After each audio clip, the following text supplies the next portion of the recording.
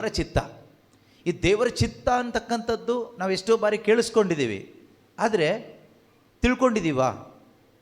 ದೇವರ ಚಿತ್ತ ಏನು ಅಂತ ತಿಳ್ಕೊಂಡು ಆ ದೇವರ ಚಿತ್ತ ನೆರವೇರಿಸಬೇಕು ಅಂತಕ್ಕಂಥ ಮನಸ್ಸು ನಮ್ಮಲ್ಲಿ ಎಷ್ಟು ಜನಕ್ಕೆ ನಿಜವಾಗ್ಲೂ ಇದೆ? ನಮಗೇನು ಅನ್ಸುತ್ತೆ ಗೊತ್ತಾ? ನನ್ನ ಜೀವನದಲ್ಲಿ ಒಳ್ಳೇದಾಗಬೇಕು, ನನಗೆ ಒಳ್ಳೇದಾಗಬೇಕು ಅನ್ನೋದು ನಮ್ಮ ಮನಸ್ಸಲ್ಲಿದೆ. ನಾನು ಚೆನ್ನಾಗಿರಬೇಕು, ನಮ್ಗೆ ಒಳ್ಳೇದಾಗಬೇಕು, ನಾವು ಪ್ರಾರ್ಥನೆ ಮಾಡಿದ್ದೆಲ್ಲ ನಮಗೆ ಸಿಗಬೇಕು, ನಾವು ಅಂದ್ಕೊಂಡಿದ್ದೆಲ್ಲ ಆಗಬೇಕು ಅಂತಕ್ಕಂಥ ಒಂದು ಆಸೆ ನಮ್ಮೆಲ್ಲರಿಗೂ ಇದೆ.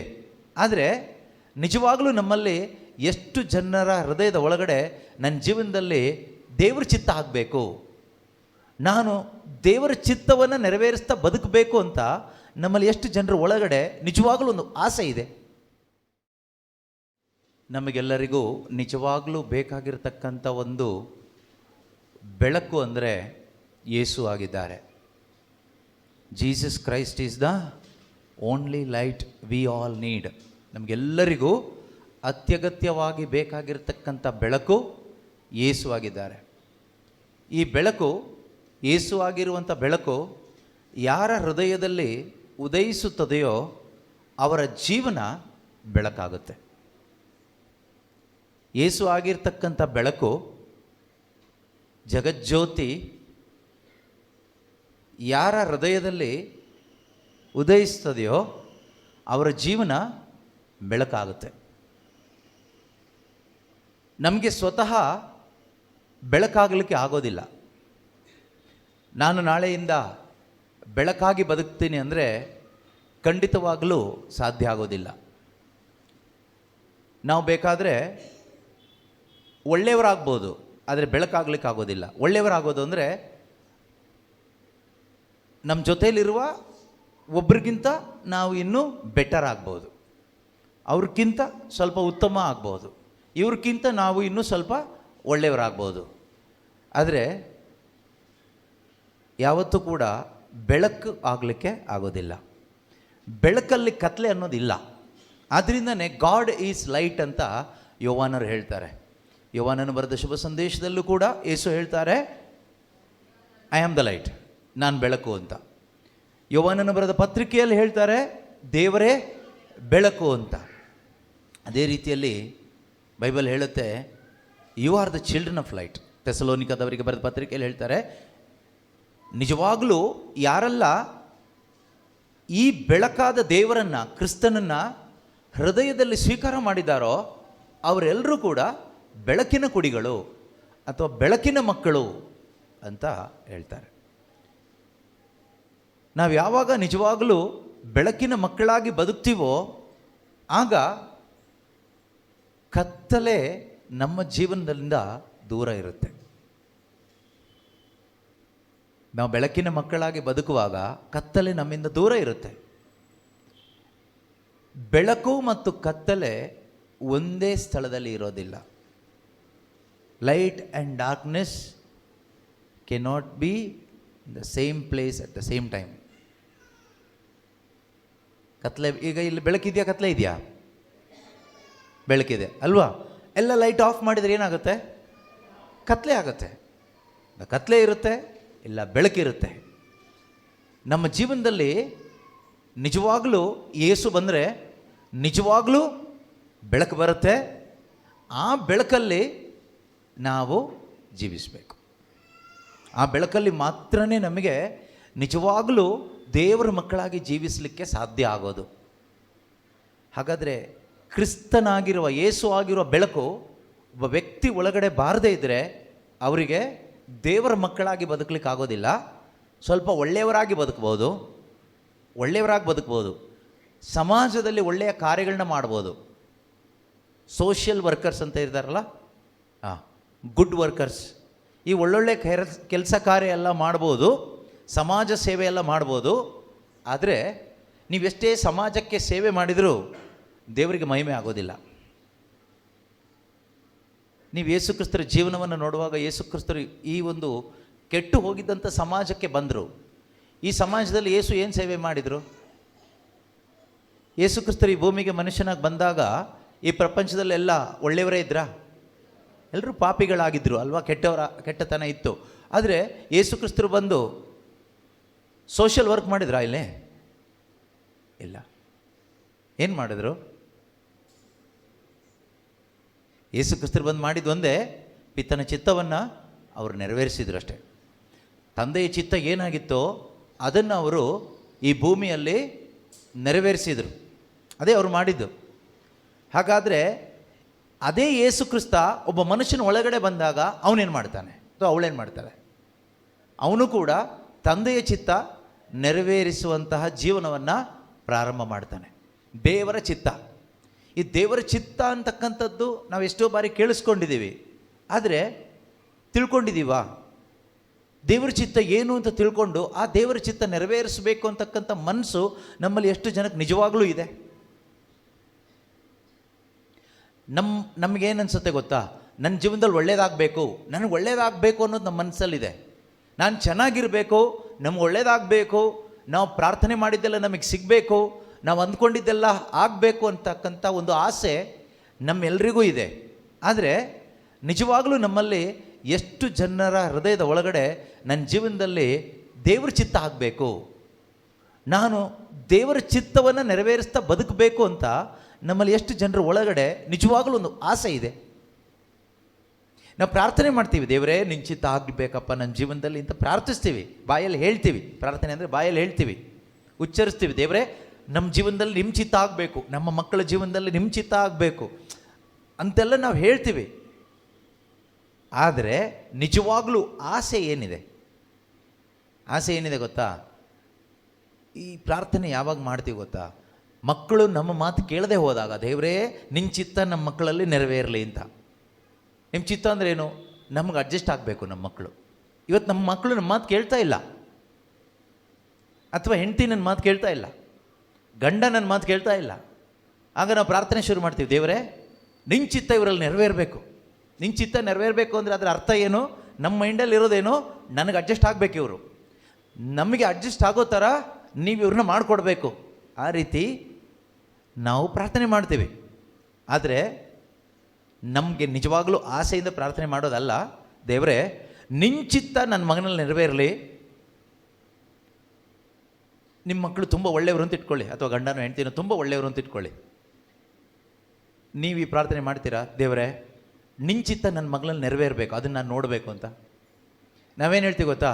ದೇವರೇ ನನ್ನ ಮಗ ಎಲ್ಲ ಒಳ್ಳೆ ರೀತಿಯಲ್ಲಿ ಮಾಡ್ತಾ ಇದ್ದಾನೆ, ನನ್ನ ಜೀವನ ಸಂಗಾತಿ ಎಲ್ಲ ಒಳ್ಳೆ ರೀತಿಯಲ್ಲಿ ಇದ್ದಾರೆ, ತುಂಬ ಸ್ತೋತ್ರ ದೇವರೇ, ಎಲ್ಲ ನಿಮ್ಮ ಚಿತ್ತದಂತೆ ಆಗ್ತಾ ಇದೆಯಪ್ಪ, ಸ್ತೋತ್ರ ಅಂತ ಹೇಳ್ತೀವಿ. ಅದರ ಅರ್ಥ ನಿಮಗೆ ಅನುಕೂಲಕರವಾಗಿ, ನಿಮಗೆ ತೃಪ್ತಿ ಕೊಡುವ ಹಾಗೆ ಎಲ್ಲರೂ ಇರುವಾಗ ಅದೇ ದೇವ್ರ ಚಿತ್ತ ಅಂತ ನಾವು ತಗೊಂಡು ನಾವು ಬದುಕ್ತೀವಿ. ಅಂಥ ಒಂದು ಮಹಾ ವಂಚನೆಯಲ್ಲಿ ಇವತ್ತು ನಾವು ಬದುಕ್ತಾ ಇದ್ದೀವಿ. ನಿಜವಾಗ್ಲೂ ನಮ್ಮೊಳಗಡೆ ದೇವರ ಚಿತ್ತ ಏನು ಅದನ್ನು ನಾನು ಅರಿಸ್ಕೋಬೇಕು, ಅದನ್ನು ನೆರವೇರಿಸಲೇಬೇಕು ಅಂತಕ್ಕಂಥ ಒಂದು ಆಸಕ್ತಿ, ಇಂಟೆನ್ಷನ್, ಉದ್ದೇಶ ನಮ್ಮೊಳಗಡೆ ಬರ್ತಾ ಇಲ್ಲ. ಕಾರಣ ಏನು ಕೇಳಿದರೆ, ಈ ಉದ್ದೇಶ ಬರಬೇಕಾದ್ರೆ ನಮ್ಮ ಒಳಗಡೆ ಬೆಳಕು ಬರಬೇಕು, ನಮ್ಮ ಒಳಗಡೆ ನಿಜವಾದ ಬೆಳಕು ಬರಬೇಕು. ಈಗ ಒಂದು ಡಮ್ಮಿ ಬೆಳಕಿದೆ ನಮ್ಮೊಳಗಡೆ, ಒಂದು ಡೂಪ್ಲಿಕೇಟ್ ಬೆಳಕಿದೆ. ಅಂದರೆ ಡೂಪ್ಲಿಕೇಟ್ ಜೀಸಸ್ ಇರ್ಬೋದು, ಆದರೆ ನಿಜವಾದ ಬೆಳಕು ನಮ್ಮೊಳಗಡೆ ಬಂದರೆ ನಮ್ಮ ಒಳಗಡೆ ಇರ್ತಕ್ಕಂಥ ಆ ಸೆಲ್ಫಿಶ್ನೆಸ್, ಸ್ವಾರ್ಥ ಎಂಬಂಥ ಆ ಕತ್ತಲೆ ನಮ್ಮ ಒಳಗಡೆಯಿಂದ ಹೋಗುತ್ತೆ. ನಮ್ಮ ಒಳಗಡೆ ಏನು ಬರುತ್ತೆ? ನಿಜವಾದ ಒಂದು ಪ್ರೆಸೆನ್ಸ್ ಆಫ್ ಗಾಡ್ ಬರುತ್ತೆ, ದೇವರ ಸಾನ್ನಿಧ್ಯ ಬರುತ್ತೆ. ಅಥವಾ ಯೇಸು ಕ್ರಿಸ್ತರು ನಮ್ಮ ಒಳಗಡೆ ಜೀವಿಸ್ತಾರೆ. ಯೇಸು ನಮ್ಮಲ್ಲಿ ಜೀವಿಸುವಾಗ ನಮ್ಮ ಆಸೆ ಏನಾಗುತ್ತೆ ಗೊತ್ತಾ? ದೇವರಿಚ್ಛೆ ಏನು, ದೇವರಿಚ್ಛೆ ಏನು ಅಂತ ತಿಳ್ಕೊಳ್ಬೇಕು, ಅದನ್ನು ನೆರವೇರಿಸಬೇಕು ಅಂತ ನಾವು ಬಯಸೋರಾಗ್ತೀವಿ, ನಾವು ಆಸೆ ಪಡೋರಾಗ್ತೀವಿ. ಇಲ್ಲದೇ ಇದ್ದರೆ ದೇವರಿಂದ, ದೇವರೇ ನನ್ನ ಇಚ್ಛೆ ಈಡೇರಿಸ್ಕೊಡಪ್ಪ, ನನ್ನ ಇಚ್ಛೆ ಅಂತೆ ಆಗಲಿ ಅಂತ ನಾವು ಪ್ರಾರ್ಥಿಸ್ತೀವಿ. ನನ್ನ ಇಚ್ಛೆನೇ ದೇವರಿಚ್ಛೆ ಅಂತ ನಾವು ತಗೊಂಡು ನಾವು ಪ್ರಾರ್ಥನೆ ಮಾಡ್ತೀವಿ. ಆದರೆ ಖಂಡಿತವಾಗಲೂ ನಮ್ಮ ಇಚ್ಛೆ ಅಲ್ಲ ದೇವರಿಚ್ಛೆ. ಅದನ್ನು ದೇವರೇ ಹೇಳ್ತಾರೆ, ನನ್ನ ಆಲೋಚನೆಗಳಲ್ಲ ನಿಮ್ಮ ಆಲೋಚನೆಗಳು. ಯೆಶಾಯ 55 ಇದರಲ್ಲಿ ಹೇಳ್ತಾರಲ್ವ, ನನ್ನ ಆಲೋಚನೆಗಳಂತ ಅಲ್ಲ ನಿಮ್ಮ ಆಲೋಚನೆಗಳು. ನಿಮ್ಮ ಆಲೋಚನೆಗಳು ಮಾನುಷಿಕವಾದದ್ದು, ಪ್ರಾಪಂಚಿಕವಾದದ್ದು, ಲೋಕಕ್ಕೆ ಸಂಬಂಧಪಟ್ಟಿದ್ದು, ಕೇವಲ ಶರೀರಕ್ಕೆ ಸಂಬಂಧಪಟ್ಟಿದ್ದು, ಅಳಿದು ಹೋಗುವಂಥದ್ದು. ಅದು ನಿಮ್ಮ ಸ್ವಾರ್ಥ ಜೀವಿತಕ್ಕೆ ಮಾತ್ರ ಸಂಬಂಧಪಟ್ಟಿದ್ದು. ನಿಮ್ಮ ಆಲೋಚನೆಗಳೆಲ್ಲ ನಿಮ್ಮ ಸುಖಕ್ಕೆ ಸಂಬಂಧಪಟ್ಟಿದ್ದು, ನಿಮ್ಮ ಇಷ್ಟಗಳಿಗೆ ಸಂಬಂಧಪಟ್ಟಿದ್ದು. ಆದರೆ ನನ್ನ ಆಲೋಚನೆಗಳೆಲ್ಲ ಸ್ವರ್ಗರಾಜ್ಯಕ್ಕೆ ಸಂಬಂಧಪಟ್ಟಿದ್ದು, ನಿತ್ಯತೆಗೆ ಸಂಬಂಧಪಟ್ಟಿದ್ದು, ಅಮರ ಜೀವಕ್ಕೆ ಸಂಬಂಧಪಟ್ಟಿದ್ದು. ಅದು ದೈವಿಕವಾದದ್ದು, ಅದು ಪರಿಶುದ್ಧವಾದದ್ದು. ಆದರೆ ಇವತ್ತು ನಮ್ಮ ಆಲೋಚನೆಗಳೆಲ್ಲ ಏನು? ಹಲೋ, ನಮ್ಮ ಆಲೋಚನೆಗಳೆಲ್ಲ ಏನು? ನಮ್ಮ ಆಲೋಚನೆಗಳೆಲ್ಲ ಒಳ್ಳೆಯ ಆಲೋಚನೆಗಳೇ, ಆದರೆ ಎಲ್ಲ ನಮಗೆ ಸಂಬಂಧಪಟ್ಟಿದ್ದು. ಕೆಲವು ಟೈಮ್ ನಾವು ಹೇಳ್ತೀವಿ ಕೆಟ್ಟ ಆಲೋಚನೆ ಏನೂ ಇಲ್ಲ ಬ್ರದರ್, ಒಳ್ಳೆಯ ಆಲೋಚನೆಯೇ. ನಿಮ್ಮ ಎಲ್ಲ ಒಳ್ಳೆಯ ಆಲೋಚನೆಗಳಿಗೆ ಯಾರಿಗೆ ಸಂಬಂಧಪಟ್ಟಿದ್ದು? ನಿಮಗೆ ಸಂತೋಷ ಕೊಡುವಂಥದ್ದು, ಹೌದಲ್ವಾ? ಅದು ನಿಮ್ಮದೇ ಆಲೋಚನೆ. ಕ್ರಿಸ್ತ ಯೇಸುವಿಗೆ ಸಂಬಂಧಪಟ್ಟ ಆಲೋಚನೆಗಳಲ್ಲ ಅದು. ಅದು ನಮಗೆ ಸಂತೋಷ ಕೊಡುವ, ನಮಗೆ ಖುಷಿ ಕೊಡುವ ಆಲೋಚನೆಗಳೇ ನಮ್ಮಲ್ಲಿರೋದು, ನಮಗೆ ಹಿತ ಕೊಡುವಂಥ ಆಲೋಚನೆಗಳು. ಆದರೆ ದೇವರ ಚಿತ್ತ ನೆರವೇರಿಸಬೇಕು ಎಂಬಂಥ ಒಂದು ಆಲೋಚನೆ ನಮ್ಮೊಳಗಡೆ ನಿಜವಾಗ್ಲೂ ಬರಬೇಕಾದ್ರೆ ಅದನ್ನು ಬರೆಸ್ಕೊಳ್ಳಿಕ್ಕೆ ಯಾರಿಗೂ ಆಗೋದಿಲ್ಲ. ಅದು ಯೇಸು ನಮ್ಮೊಳಗಡೆ ನಿಜವಾಗಲೂ ಬಂದರೆ, ನಿಜವಾದ ಜೀಸಸ್ ನಮ್ಮೊಳಗಡೆ ಬಂದಾಗ ನಿಜವಾದ ಪವಿತ್ರಾತ್ಮರು ನಮ್ಮಲ್ಲಿರ್ತಾರೆ. ಆ ನಿಜವಾದ ಪವಿತ್ರಾತ್ಮ ನಮ್ಮಲ್ಲಿರುವಾಗ ಪವಿತ್ರಾತ್ಮ ನಮ್ಮ ಮನಸ್ಸಿಗೆ ಕೊಡೋ ಆಲೋಚನೆ ಏನು ಗೊತ್ತಾ? ದೇವರ ಇಚ್ಛೆ ಆಗಬೇಕು ನಿನ್ನ ಜೀವನದಲ್ಲಿ, ದೇವರ ಇಚ್ಛೆ ನಿನ್ನ ಜೀವನದಲ್ಲಿ ಆಗಬೇಕು. ದೇವರ ಇಚ್ಛೆಗಾಗಿ ತವಕಪಡು, ದೇವರ ಇಚ್ಛೆಗಾಗಿ ತವಕಪಡು. ದೇವರ ಇಚ್ಛೆ ಆಗಲಿಕ್ಕೋಸ್ಕರ ನೀನು ಬದುಕಬೇಕು. ಈ ಒಂದು ಫೋರ್ಸ್ ನಮ್ಮೊಳಗಡೆ ಪವಿತ್ರಾತ್ಮ ಬಂದ ಮೇಲೆ ಅಥವಾ ಯೇಸು ಬಂದ ಮೇಲೆ ತಾನಾಗೇ ಬರುತ್ತೆ. ಈಗ ನಾನು ನಿಮಗೆ ನೀವು ದೇವ್ರ ಇಚ್ಛೆ ಪ್ರಕಾರ ಬದುಕಬೇಕು, ನಿಮ್ಮ ಇಚ್ಛೆ ಪ್ರಕಾರ ಬದುಕಬಾರ್ದು, ನಮ್ಮ ಇಚ್ಛೆ ಪ್ರಕಾರ ಬದುಕಿದ್ರೆ ನಾಶವಾಗಿ ಹೋಗ್ತೀವಿ, ಹಾಳಾಗಿ ಹೋಗ್ತೀವಿ, ಅದು ಕೆಟ್ಟದ್ದು, ಅದು ಪೈಶಾಚಿಕವಾದದ್ದು, ಆದ್ದರಿಂದ ಹಾಗೆ ಬದುಕಬಾರ್ದು, ನಾವು ದೇವ್ರ ಇಚ್ಛೆ ಪ್ರಕಾರನೇ ಬದುಕಬೇಕು ಅಂದರೆ ನೀವು ಕೇಳಿಸ್ಕೊಳ್ತೀರಿ ಅಷ್ಟೇ, ಬೆಟ್ರೆ ಬದುಕೋಕ್ಕಾಗಲ್ಲ. ಕೇಳಿಸ್ಕೊಂಡು ಹೋಗ್ತೀರಿ, ಹೌದು ಹೌದು ನಾವು ನಮ್ಮ ಇಚ್ಛೆ ಪ್ರಕಾರ ಬದುಕಬಾರ್ದು, ನೀವು ಹೇಳಿದ್ದು ಕರೆಕ್ಟ್ ಕರೆಕ್ಟ್ ಆಮೇನ್ ಅಂತ ಹೇಳಿ ಹೋಗಿ ನಮ್ಮ ಇಚ್ಛೆ ಪ್ರಕಾರನೇ ಬದುಕಲಿಕ್ಕೆ ಆಗೋದು. ದೇವ್ರ ಇಚ್ಛೆ ಪ್ರಕಾರ ಬದುಕಬೇಕು ಅನ್ನೋ ಆಸೆ ಕೂಡ ನಮಗೆ ಬರೋದು ಇಲ್ಲ, ಬದುಕಲಿಕ್ಕೆ ಆಗೋದು ಇಲ್ಲ. ಯಾಕೆ ಅಂದರೆ ಆ ಜೀವನ ಅಂತಕ್ಕಂಥದ್ದು, ದೇವರ ಇಚ್ಛೆ ಪ್ರಕಾರ ಬದುಕುವ ಜೀವನ ಅಂತಕ್ಕಂಥದ್ದು ಮನುಷ್ಯನ ಜೀವನ ಅಲ್ಲ, ದೇವರ ಆತ್ಮನು ಮನುಷ್ಯನ ಒಳಗಡೆ ಬಂದು ಜೀವಿಸುವಾಗ ಬರುವಂಥ ಒಂದು ಜೀವನ. ದೇವರ ಆತ್ಮ ಅಥವಾ ಕ್ರಿಸ್ತ ಯೇಸು ನಮ್ಮ ಒಳಗಡೆ ಬಂದು ಜೀವಿಸುವಾಗ ಆಗುವಂಥ ಒಂದು ಜೀವನವಾಗಿದೆ ಆ ಜೀವನ. ಆ ಜೀವನ ಪ್ರಾರಂಭ ಆಗೋದು ಎಲ್ಲಿ ಅನ್ನೋದು ಪ್ರಶ್ನೆ. ಆ ಜೀವನ ದೇವರ ಇಚ್ಛೆ ಪ್ರಕಾರ ನಾನು ಬದುಕಬೇಕು. ಓಕೆ, ಆ ಜೀವನ ಪ್ರಾರಂಭ ಆಗೋದು ಎಲ್ಲಿ ಕೇಳಿದರೆ, ಆ ಜೀವನ ಪ್ರಾರಂಭ ಆಗೋದು ಶಿಲುಬೆಯಲ್ಲಿ. ಆ ಜೀವನ ಪ್ರಾರಂಭ ಆಗೋದೇ ಶಿಲುಬೆ ಮರಣದ ಮುಖಾಂತರ, ಕ್ರಿಸ್ತ ಯೇಸುವಿನ ಶಿಲುಬೆ ಮರಣದ ಮುಖಾಂತರ. ನಾವೆಷ್ಟೋ ಬಾರಿ ತಪಸ್ಸು ಕಾಲಗಳನ್ನ ಮಾಡ್ತೀವಿ, ಇನ್ನೇನೇನೋ ಕಾಲಗಳನ್ನ ಮಾಡ್ತೀವಿ, ಒಳ್ಳೆಯದೇ. ಆದರೆ ಕ್ರಿಸ್ತ ಯೇಸುವಿನ ಶಿಲುಬೆ ಬಗ್ಗೆ ಎಲ್ಲ ನಾವು ಆಲೋಚನೆ ಮಾಡ್ತೀವಿ, ಪ್ರಬೋಧನೆ ಕೇಳ್ತೀವಿ, ವಾಕ್ಯಗಳನ್ನ ಓದ್ತೀವಿ. ಆದರೆ ಆ ಶಿಲುಬೆ ಮರಣ ನಮ್ಮ ಒಳಗಡೆ ಒಂದು ಅನುಭವ ಆಗಿದೆಯಾ? ಕ್ರಿಸ್ತ ಯೇಸುವಿನ ಶಿಲುಬೆ ಮರಣ ನಮ್ಮ ಒಳಗಡೆ ಒಂದು ಅನುಭವ ಆಗಿದೆಯಾ ಅನ್ನೋದೊಂದು ಪ್ರಶ್ನೆ. ಎಲ್ಲಿಯವರೆಗೆ ಕ್ರಿಸ್ತ ಯೇಸುವಿನ ಶಿಲುಬೆ ಮರಣ ನಮ್ಮ ಜೀವನದಲ್ಲಿ ಒಂದು ಅನುಭವ ಆಗೋದಿಲ್ವೋ ಅಲ್ಲಿಯವರೆಗೂ ನಮ್ಮ ಜೀವನ ಬೆಳಕು ಆಗೋದಿಲ್ಲ. ದೇವರ ಇಚ್ಛೆ ಪ್ರಕಾರ ಬದುಕಬೇಕು ಅನ್ನೋ ಆಸೆ ಬರೋದೂ ಇಲ್ಲ, ಬದುಕಲಿಕ್ಕೆ ಆಗೋದೂ ಇಲ್ಲ. ಇದು ಪ್ರಾರಂಭ ಆಗಬೇಕಾದ್ರೆ ಆ ಶಿಲುಬೆ ಮರಣದ ರಹಸ್ಯ, the mystery of the cross must be revealed in our hearts. ಶಿಲುಬೆ ಮರಣದ ರಹಸ್ಯ ಇದೆಯಲ್ವಾ, ಯೇಸು ಕ್ರಿಸ್ತನ ಶಿಲುಬೆಯ ರಹಸ್ಯ, ಅದು ನಮ್ಮ ಒಳಗಡೆ ಪ್ರಕಟವಾಗಬೇಕು, ನಮ್ಮ ಒಳಗಡೆ ಅದು ಒಂದು ಅನುಭವ ಆಗಬೇಕು. ಆಗ ಮಾತ್ರನೇ ನಮಗೆ ಈ ಬೆಳಕನ್ನು ಸಿಗೋದು, ಈ ಬೆಳಕಿನ ಅನುಭವಕ್ಕೆ ಬರೋದು, ನಮ್ಮೊಳಗಡೆ ಕ್ರಿಸ್ತನ ಅನುಭವಕ್ಕೆ ಬರೋದು. ಪೌಲ ಹೇಳುವ ಹಾಗೆ, ಇನ್ನು ಮುಂದೆ ಜೀವಿಸೋದು ನಾನು ಅಲ್ಲ, ಕ್ರಿಸ್ತ ಯೇಸು ನನ್ನಲ್ಲಿ ಜೀವಿಸ್ತಾರೆ. ಅಲ್ಲಿಂದ ಕ್ರೈಸ್ತ ಜೀವನ ಅನ್ನೋದು ನಾವು ಜೀವಿಸೋದಿಲ್ಲ, ಕ್ರಿಸ್ತನು ನನ್ನಲ್ಲಿ ಜೀವಿಸ್ತಾರೆ. ಕ್ರೈಸ್ತ ಜೀವನ ನಾವು ಜೀವಿಸ್ಲಿಕ್ಕೆ ಹೋದರೆ ತುಂಬ ಕಷ್ಟ, ನಾವು ಇಮ್ಯಾಜಿನ್ ಮಾಡ್ಲಿಕ್ಕೆ ಕೂಡ ಆಗೋದಿಲ್ಲ. ಆದ್ದರಿಂದನೇ ಕೆಲವರು ಹೇಳ್ತಿರಲ್ವಾ, ಇದೆಲ್ಲ ನಮ್ಗೆ ಆಗೋದಿಲ್ಲಪ್ಪ, ಇದೆಲ್ಲ ನಮಗಲ್ಲ, ಇದು ನಿಮಗೆ ಅಂತ ಎಷ್ಟೋ ಜನ ಹೇಳ್ತಾರೆ. ಖಂಡಿತ ನೀವು ಹೇಳೋದು ಸರಿಯೇ. ಅದು ನೀವು ಯೋಚನೆ ಮಾಡುವಾಗ ನಮ್ಮ ಬುದ್ಧಿಯಲ್ಲಿ, ನಮ್ಮ ಒಂದು ಲಾಜಿಕ್ಕಲ್ಲಿ ನಾವು ಎಷ್ಟೇ ಥಿಂಕ್ ಮಾಡಿದರೂ ಇಟ್ ಈಸ್ ಇಂಪಾಸಿಬಲ್, ಅಸಾಧ್ಯ, ಸಾಧ್ಯನೇ ಇಲ್ಲ, ಸಾಧ್ಯ ಇಲ್ಲ. ನೀವು ಪ್ರಯತ್ನ ಪಟ್ಟರೆ ಒಂದು ಸ್ವಲ್ಪ ದಿವಸ ಓಡಿಸ್ಬೋದು, ಸ್ವಲ್ಪ ದಿವಸ, ಸ್ವಲ್ಪ ಸಮಯ. ಅದು ತುಂಬ ಕಷ್ಟಪಟ್ಟು ಪ್ರಯಾಸದಿಂದ ಒದ್ದಾಡಿ ತಗೊಂಡೋಗ್ಬೇಕಾಗತ್ತೆ. ಆಮೇಲೆ ಮತ್ತೆ ಡ್ರಾಪ್ ಔಟ್, ಬಿದ್ದೋಗ್ಬಿಡ್ತೀವಿ. ಆದರೆ ಈ ಕ್ರೈಸ್ತ ಜೀವನ ಅಂತಕ್ಕಂಥದ್ದು ಅದ್ಭುತಕರವಾದ ಜೀವನ. Christian life is a miraculous life, it's a wonders life. ಅದ್ಭುತಕರವಾದ ಜೀವನ. ಈ ಜೀವನ ನಾವು ಬದುಕೋದಲ್ಲ, ಕ್ರಿಸ್ತನು ನಮ್ಮ ಮುಖಾಂತರ ಬದುಕೋದು. ಎಲ್ಲಿ ಕೇಳಿದರೆ ಈ ದೇಹದಲ್ಲಿ ಯೇಸು ಕ್ರಿಸ್ತನು ಈ ದೇಹದ ಮುಖಾಂತರ ಜೀವಿಸೋದಿದೆಯಲ್ಲ, ಅದೇ ದೊಡ್ಡ ಒಂದು ಬ್ಲೆಸ್ಸಿಂಗ್ ಈ ದೇಹಕ್ಕೆ. ಈ ದೇಹಕ್ಕೆ ದೊಡ್ಡ ಆಶೀರ್ವಾದ ಏನು ಕೇಳಿದರೆ, ಯೇಸು ಈ ದೇಹದಲ್ಲಿ ಇದ್ದು ಈ ದೇಹದ ಮುಖಾಂತರ ಕ್ರಿಸ್ತ ಯೇಸು ಬದುಕ್ತಾ ಇರೋದೇ ಈ ದೇಹಕ್ಕೆ ಸಿಕ್ಕಿರುವ ದೊಡ್ಡ ಆಶೀರ್ವಾದ. ಈ ಭೂಮಿಯಲ್ಲಿ ಈ ದೇಹಕ್ಕೆ ಸಿಕ್ಕಿರುವ ಅತಿ ದೊಡ್ಡ ಆಶೀರ್ವಾದ ಅಂದರೆ ಅದೇನೆ, ಯೇಸು ನನ್ನಲ್ಲಿದ್ದು ಜೀವಿಸ್ತಾ ಇರತಕ್ಕಂಥದ್ದು. ಯೇಸು ಜೀವಿಸಬೇಕು. ಈಗ ಒಬ್ಬ ವ್ಯಕ್ತಿಯಲ್ಲಿ ಯೇಸು ಇದ್ದು ಜೀವಿಸುವಾಗ ಏನಾಗುತ್ತೆ? ಒಬ್ಬ ವ್ಯಕ್ತಿಯಲ್ಲಿ ಯೇಸು ಇದ್ದು ಜೀವಿಸುವಾಗ ಏನಾಗುತ್ತೆ? ನಾವು ಸ್ವಲ್ಪ ವಾಕ್ಯದ ಮುಖಾಂತರ ನೋಡೋಣ, ಆಗ ನಮಗೆ ಈಸಿಯಾಗಿ ಅರ್ಥ ಮಾಡ್ಕೊಳ್ಳಿಕ್ಕಾಗುತ್ತೆ. ತುಂಬ ವಾಕ್ಯಗಳಿದೆ ಕಲೀಲಿಕ್ಕೆ. ರೋಮನ್ರಿಗೆ ಬರೆದ ಪತ್ರಿಕೆ 6ನೇ ಅಧ್ಯಾಯದಲ್ಲಿ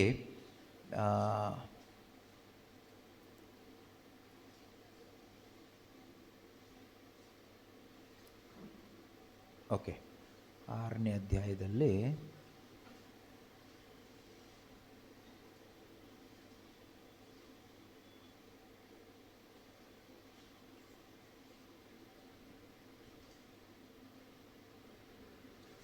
ಆರನೇ ಅಧ್ಯಾಯ ಪೂರ್ತಿ ಬೇಕು ನಮಗೆ, ಆದರೆ ಪೂರ್ತಿ ಓದಲಿಕ್ಕೆ ಸಮಯ ಇಲ್ಲ. ಆದರೆ 11ರಿಂದ ನಾವು ತಗೊಳ್ಳೋಣ.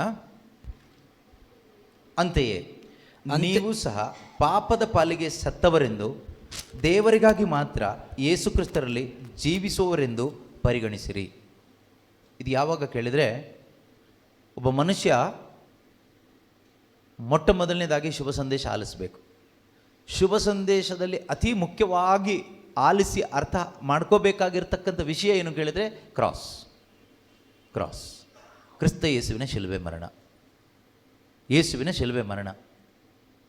ಶಿಲುಬೆ ನೋಡಿ ಮುತ್ತಿಡೋದಲ್ಲ, ಶಿಲುಬೆ ನೋಡಿ ಹಿಡ್ಕೊಂಡು ಅಳೋದು ಅಲ್ಲ. ಆ ಶಿಲುಬೆ ಅರ್ಥ ಆಗಬೇಕು ನಮಗೆ. ಕ್ರಿಸ್ತ ಯೇಸುವಿನ ಶಿಲುಬೆ ಮರಣ ಏನು, ಅದು ವಾಟ್ ಈಸ್ ದ್ಯಾಟ್, ಅದು ಏನು ಅನ್ನೋದು ನಮಗೆ ಅರ್ಥ ಆಗಬೇಕು. ಕ್ರಿಸ್ತ ಯೇಸುವಿನ ಶಿಲುಬೆ ಮರಣ ಅಂದರೆ ಏನು? ಸಿಂಪಲ್ಲಾಗಿ ಹೇಳೋದಾದರೆ ಒಂದು ವಾಕ್ಯ ತೆಗೆದುಕೊಂಡು ನಾವು ನೋಡೋಣ. ಅಲ್ಲಿ ಕಂಟಿನ್ಯೂ ಮಾಡೋಣ.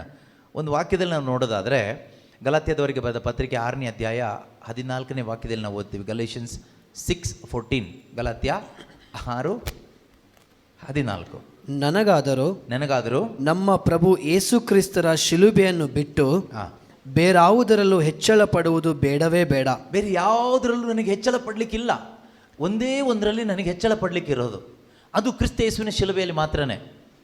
ಓಕೆ, ಏನಾದರೂ ನಾವು ಹೆಚ್ಚಳ ಪಡೋದಾದರೆ, ಬೋಸ್ಟಿಂಗ್, ಹೊಗಳ್ಕೊಳ್ಳೋದಾದರೆ, ನಮ್ಮ ಬಗ್ಗೆ ಏನಾದರೂ ಹೆಚ್ಚಳ ಪಡೋದಾದರೆ, ಕೆಲವು ಟೈಮ್ ನಾವು ಹೇಳ್ತೀವಲ್ವ, ನನಗೆ ಅಷ್ಟು ವಾಕ್ಯ ಗೊತ್ತು, ನಾನು ಚೆನ್ನಾಗಿ ಪ್ರಾರ್ಥನೆ ಮಾಡ್ತೀನಿ, ನಮಗೆ ಅಭಿಷೇಕ ಇದೆ, ನಮಗೆ ಪವಿತ್ರಾತ್ಮನ ವರಗಳಿದೆ, ಇನ್ನೇನೇನೋ ಇದೆ, ನಾವು ಚೆನ್ನಾಗಿ ಓದಿದ್ದೀವಿ, ನಮ್ಗೆ ಒಳ್ಳೆ ಆರೋಗ್ಯ ಇದೆ, ದೇವರ ದಯೆಯಿಂದ ಒಳ್ಳೆ ಆರೋಗ್ಯ ಸಿಕ್ಕಿದೆ, ದೇವ್ರ ದಯೆಯಿಂದ ನನಗೆ ಒಳ್ಳೆ ಬಿಸ್ನೆಸ್ ಸಿಕ್ಕಿದೆ, ಒಳ್ಳೆ ಜೀವನ ಸಂಗಾತಿ, ಮಕ್ಕಳು, ಕುಟುಂಬ ಎಲ್ಲ ನಾವು ಏನೇ ಹೇಳಿದರು, ನೀವು ಯಾವುದ್ರಲ್ಲಾದರೂ ಹೊಗಳ್ಕೊಳ್ಳಿ.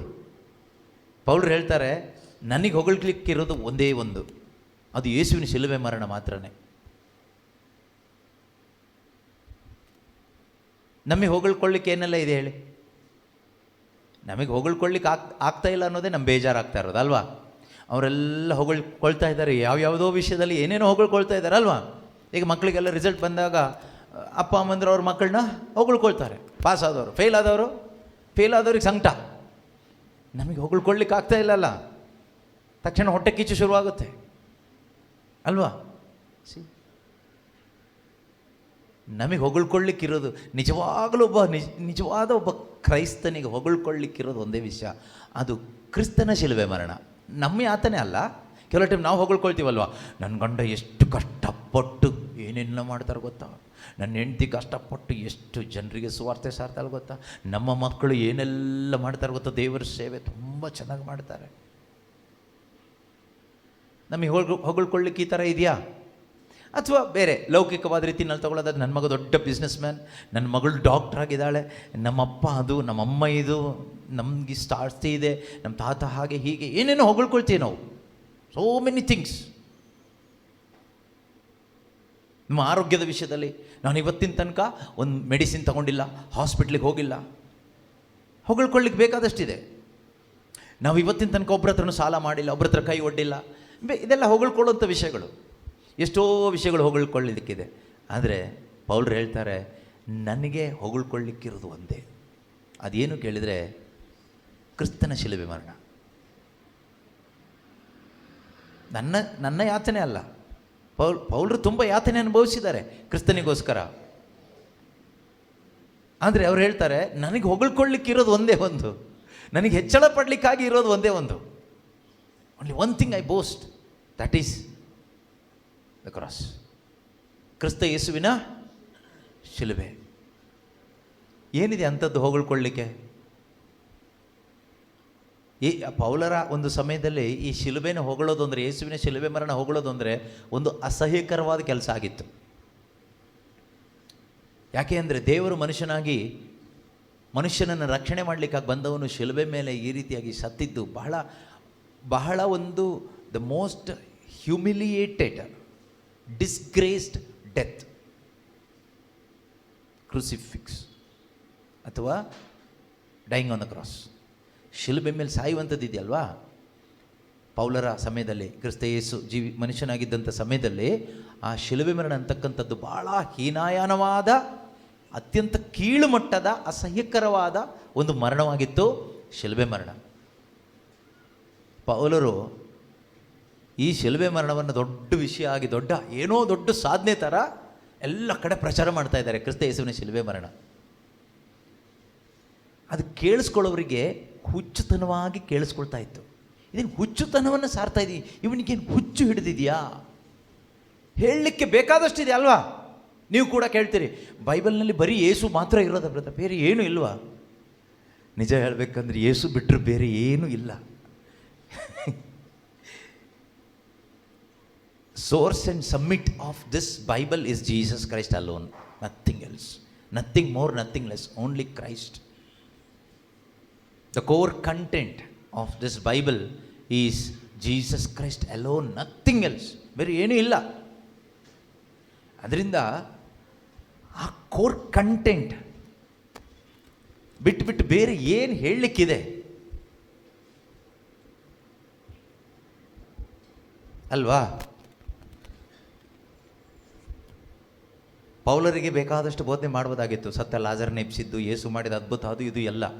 ಆದರೆ ಅವ್ರು ಹೇಳೋದು ನೋಡಿ, ಅವ್ರು ಹೇಳ್ತಾ ಇರೋದು, ಯೇಸು ಕ್ರಿಸ್ತನ ಶಿಲುಬೆಯಲ್ಲಿ ನಾನು ಹೆಚ್ಚಳ ಪಡ್ತೀನಿ. ಯಾಕೆಂದರೆ ನಮಗದು ಇವತ್ತು ಕೂಡ ಅನೇಕರಿಗೆ ಅದೊಂದು ರಹಸ್ಯವಾಗಿ, ಹಾಗೆ ಒಂದು ಗುಪ್ತವಾಗಿ ಇದೆ. ಆದರೆ ಪೌಲರಿಗೆ ಅದೊಂದು ಪ್ರಕಟಣೆಯಾಗಿ ಸಿಕ್ತು. ಅವರಿಗೆ ಆ ಶಿಲುಬೆಯ ರಹಸ್ಯ, ಅಥವಾ ಕ್ರಿಸ್ತ ಯೇಸುವಿನ ಶಿಲುಬೆಯ ಮರಣದ ಆ ರಹಸ್ಯ ಅವರ ಒಳಗಡೆ ಒಂದು ಪ್ರಕಟವಾಗಿ ಸಿಕ್ಕಿದ್ರಿಂದ ಅವ್ರ ಒಳಗಡೆ ಏನು ಬಂತು? ಬೆಳಕು ಬಂತು. ಅವ್ರ ಒಳಗಡೆ ಬೆಳಕು ಬಂತು. ಆಗ ಅವ್ರಿಗೆ ಗೊತ್ತಾಯಿತು, ಅಯ್ಯಯ್ಯೋ, ನನ್ನ ಜೀವನ ಇಷ್ಟು ದಿವಸ ನಾನು ಯಾರಿಗಾಗಿ ಬದುಕಿಬಿಟ್ಟೆ? ನಾನು ನನಗಾಗಿ ಬದುಕಿದೆ, ನನ್ನ ಧರ್ಮಕ್ಕಾಗಿ ಬದುಕಿದೆ. ನನ್ನ ಧರ್ಮ ಅಂದರೆ ಯಾವುದು? ಯಹೂದ್ಯ ಧರ್ಮ, ಜೂಯಿಷ್ ರಿಲಿಜನ್, ಜೂಯಿಷ್ ಕಮ್ಯುನಿಟಿ, ಆ ಫರಿಸಾಯ ಪಂಥಕ್ಕೆ, ಅದಕ್ಕೋಸ್ಕರ ನಾನು ಬದುಕಿದೆ. ನನ್ನ ಜಾತಿ, ನನ್ನ ಜನ, ನನ್ನ ಧರ್ಮ ಅಂತ ನಾನು ಬದುಕಿದೆ, ಹೋರಾಟ ಮಾಡಿದೆ. ಅದಕ್ಕಾಗಿಯೇ ಕ್ರೈಸ್ತರನ್ನ ಸಾಯಿಸ್ತಿದ್ದು, ಹೊಡೆದಿದ್ದು, ಅವಮಾನ ಪಡಿಸಿದ್ದು ಎಲ್ಲವೂ ಕೂಡ ನಾನು ಹೆಸರು ಮಾಡಬೇಕು, ನಾನು ಏನಾದರೂ ಸಾಧಿಸಬೇಕು ಅಂತ ಬದುಕಿದೆ.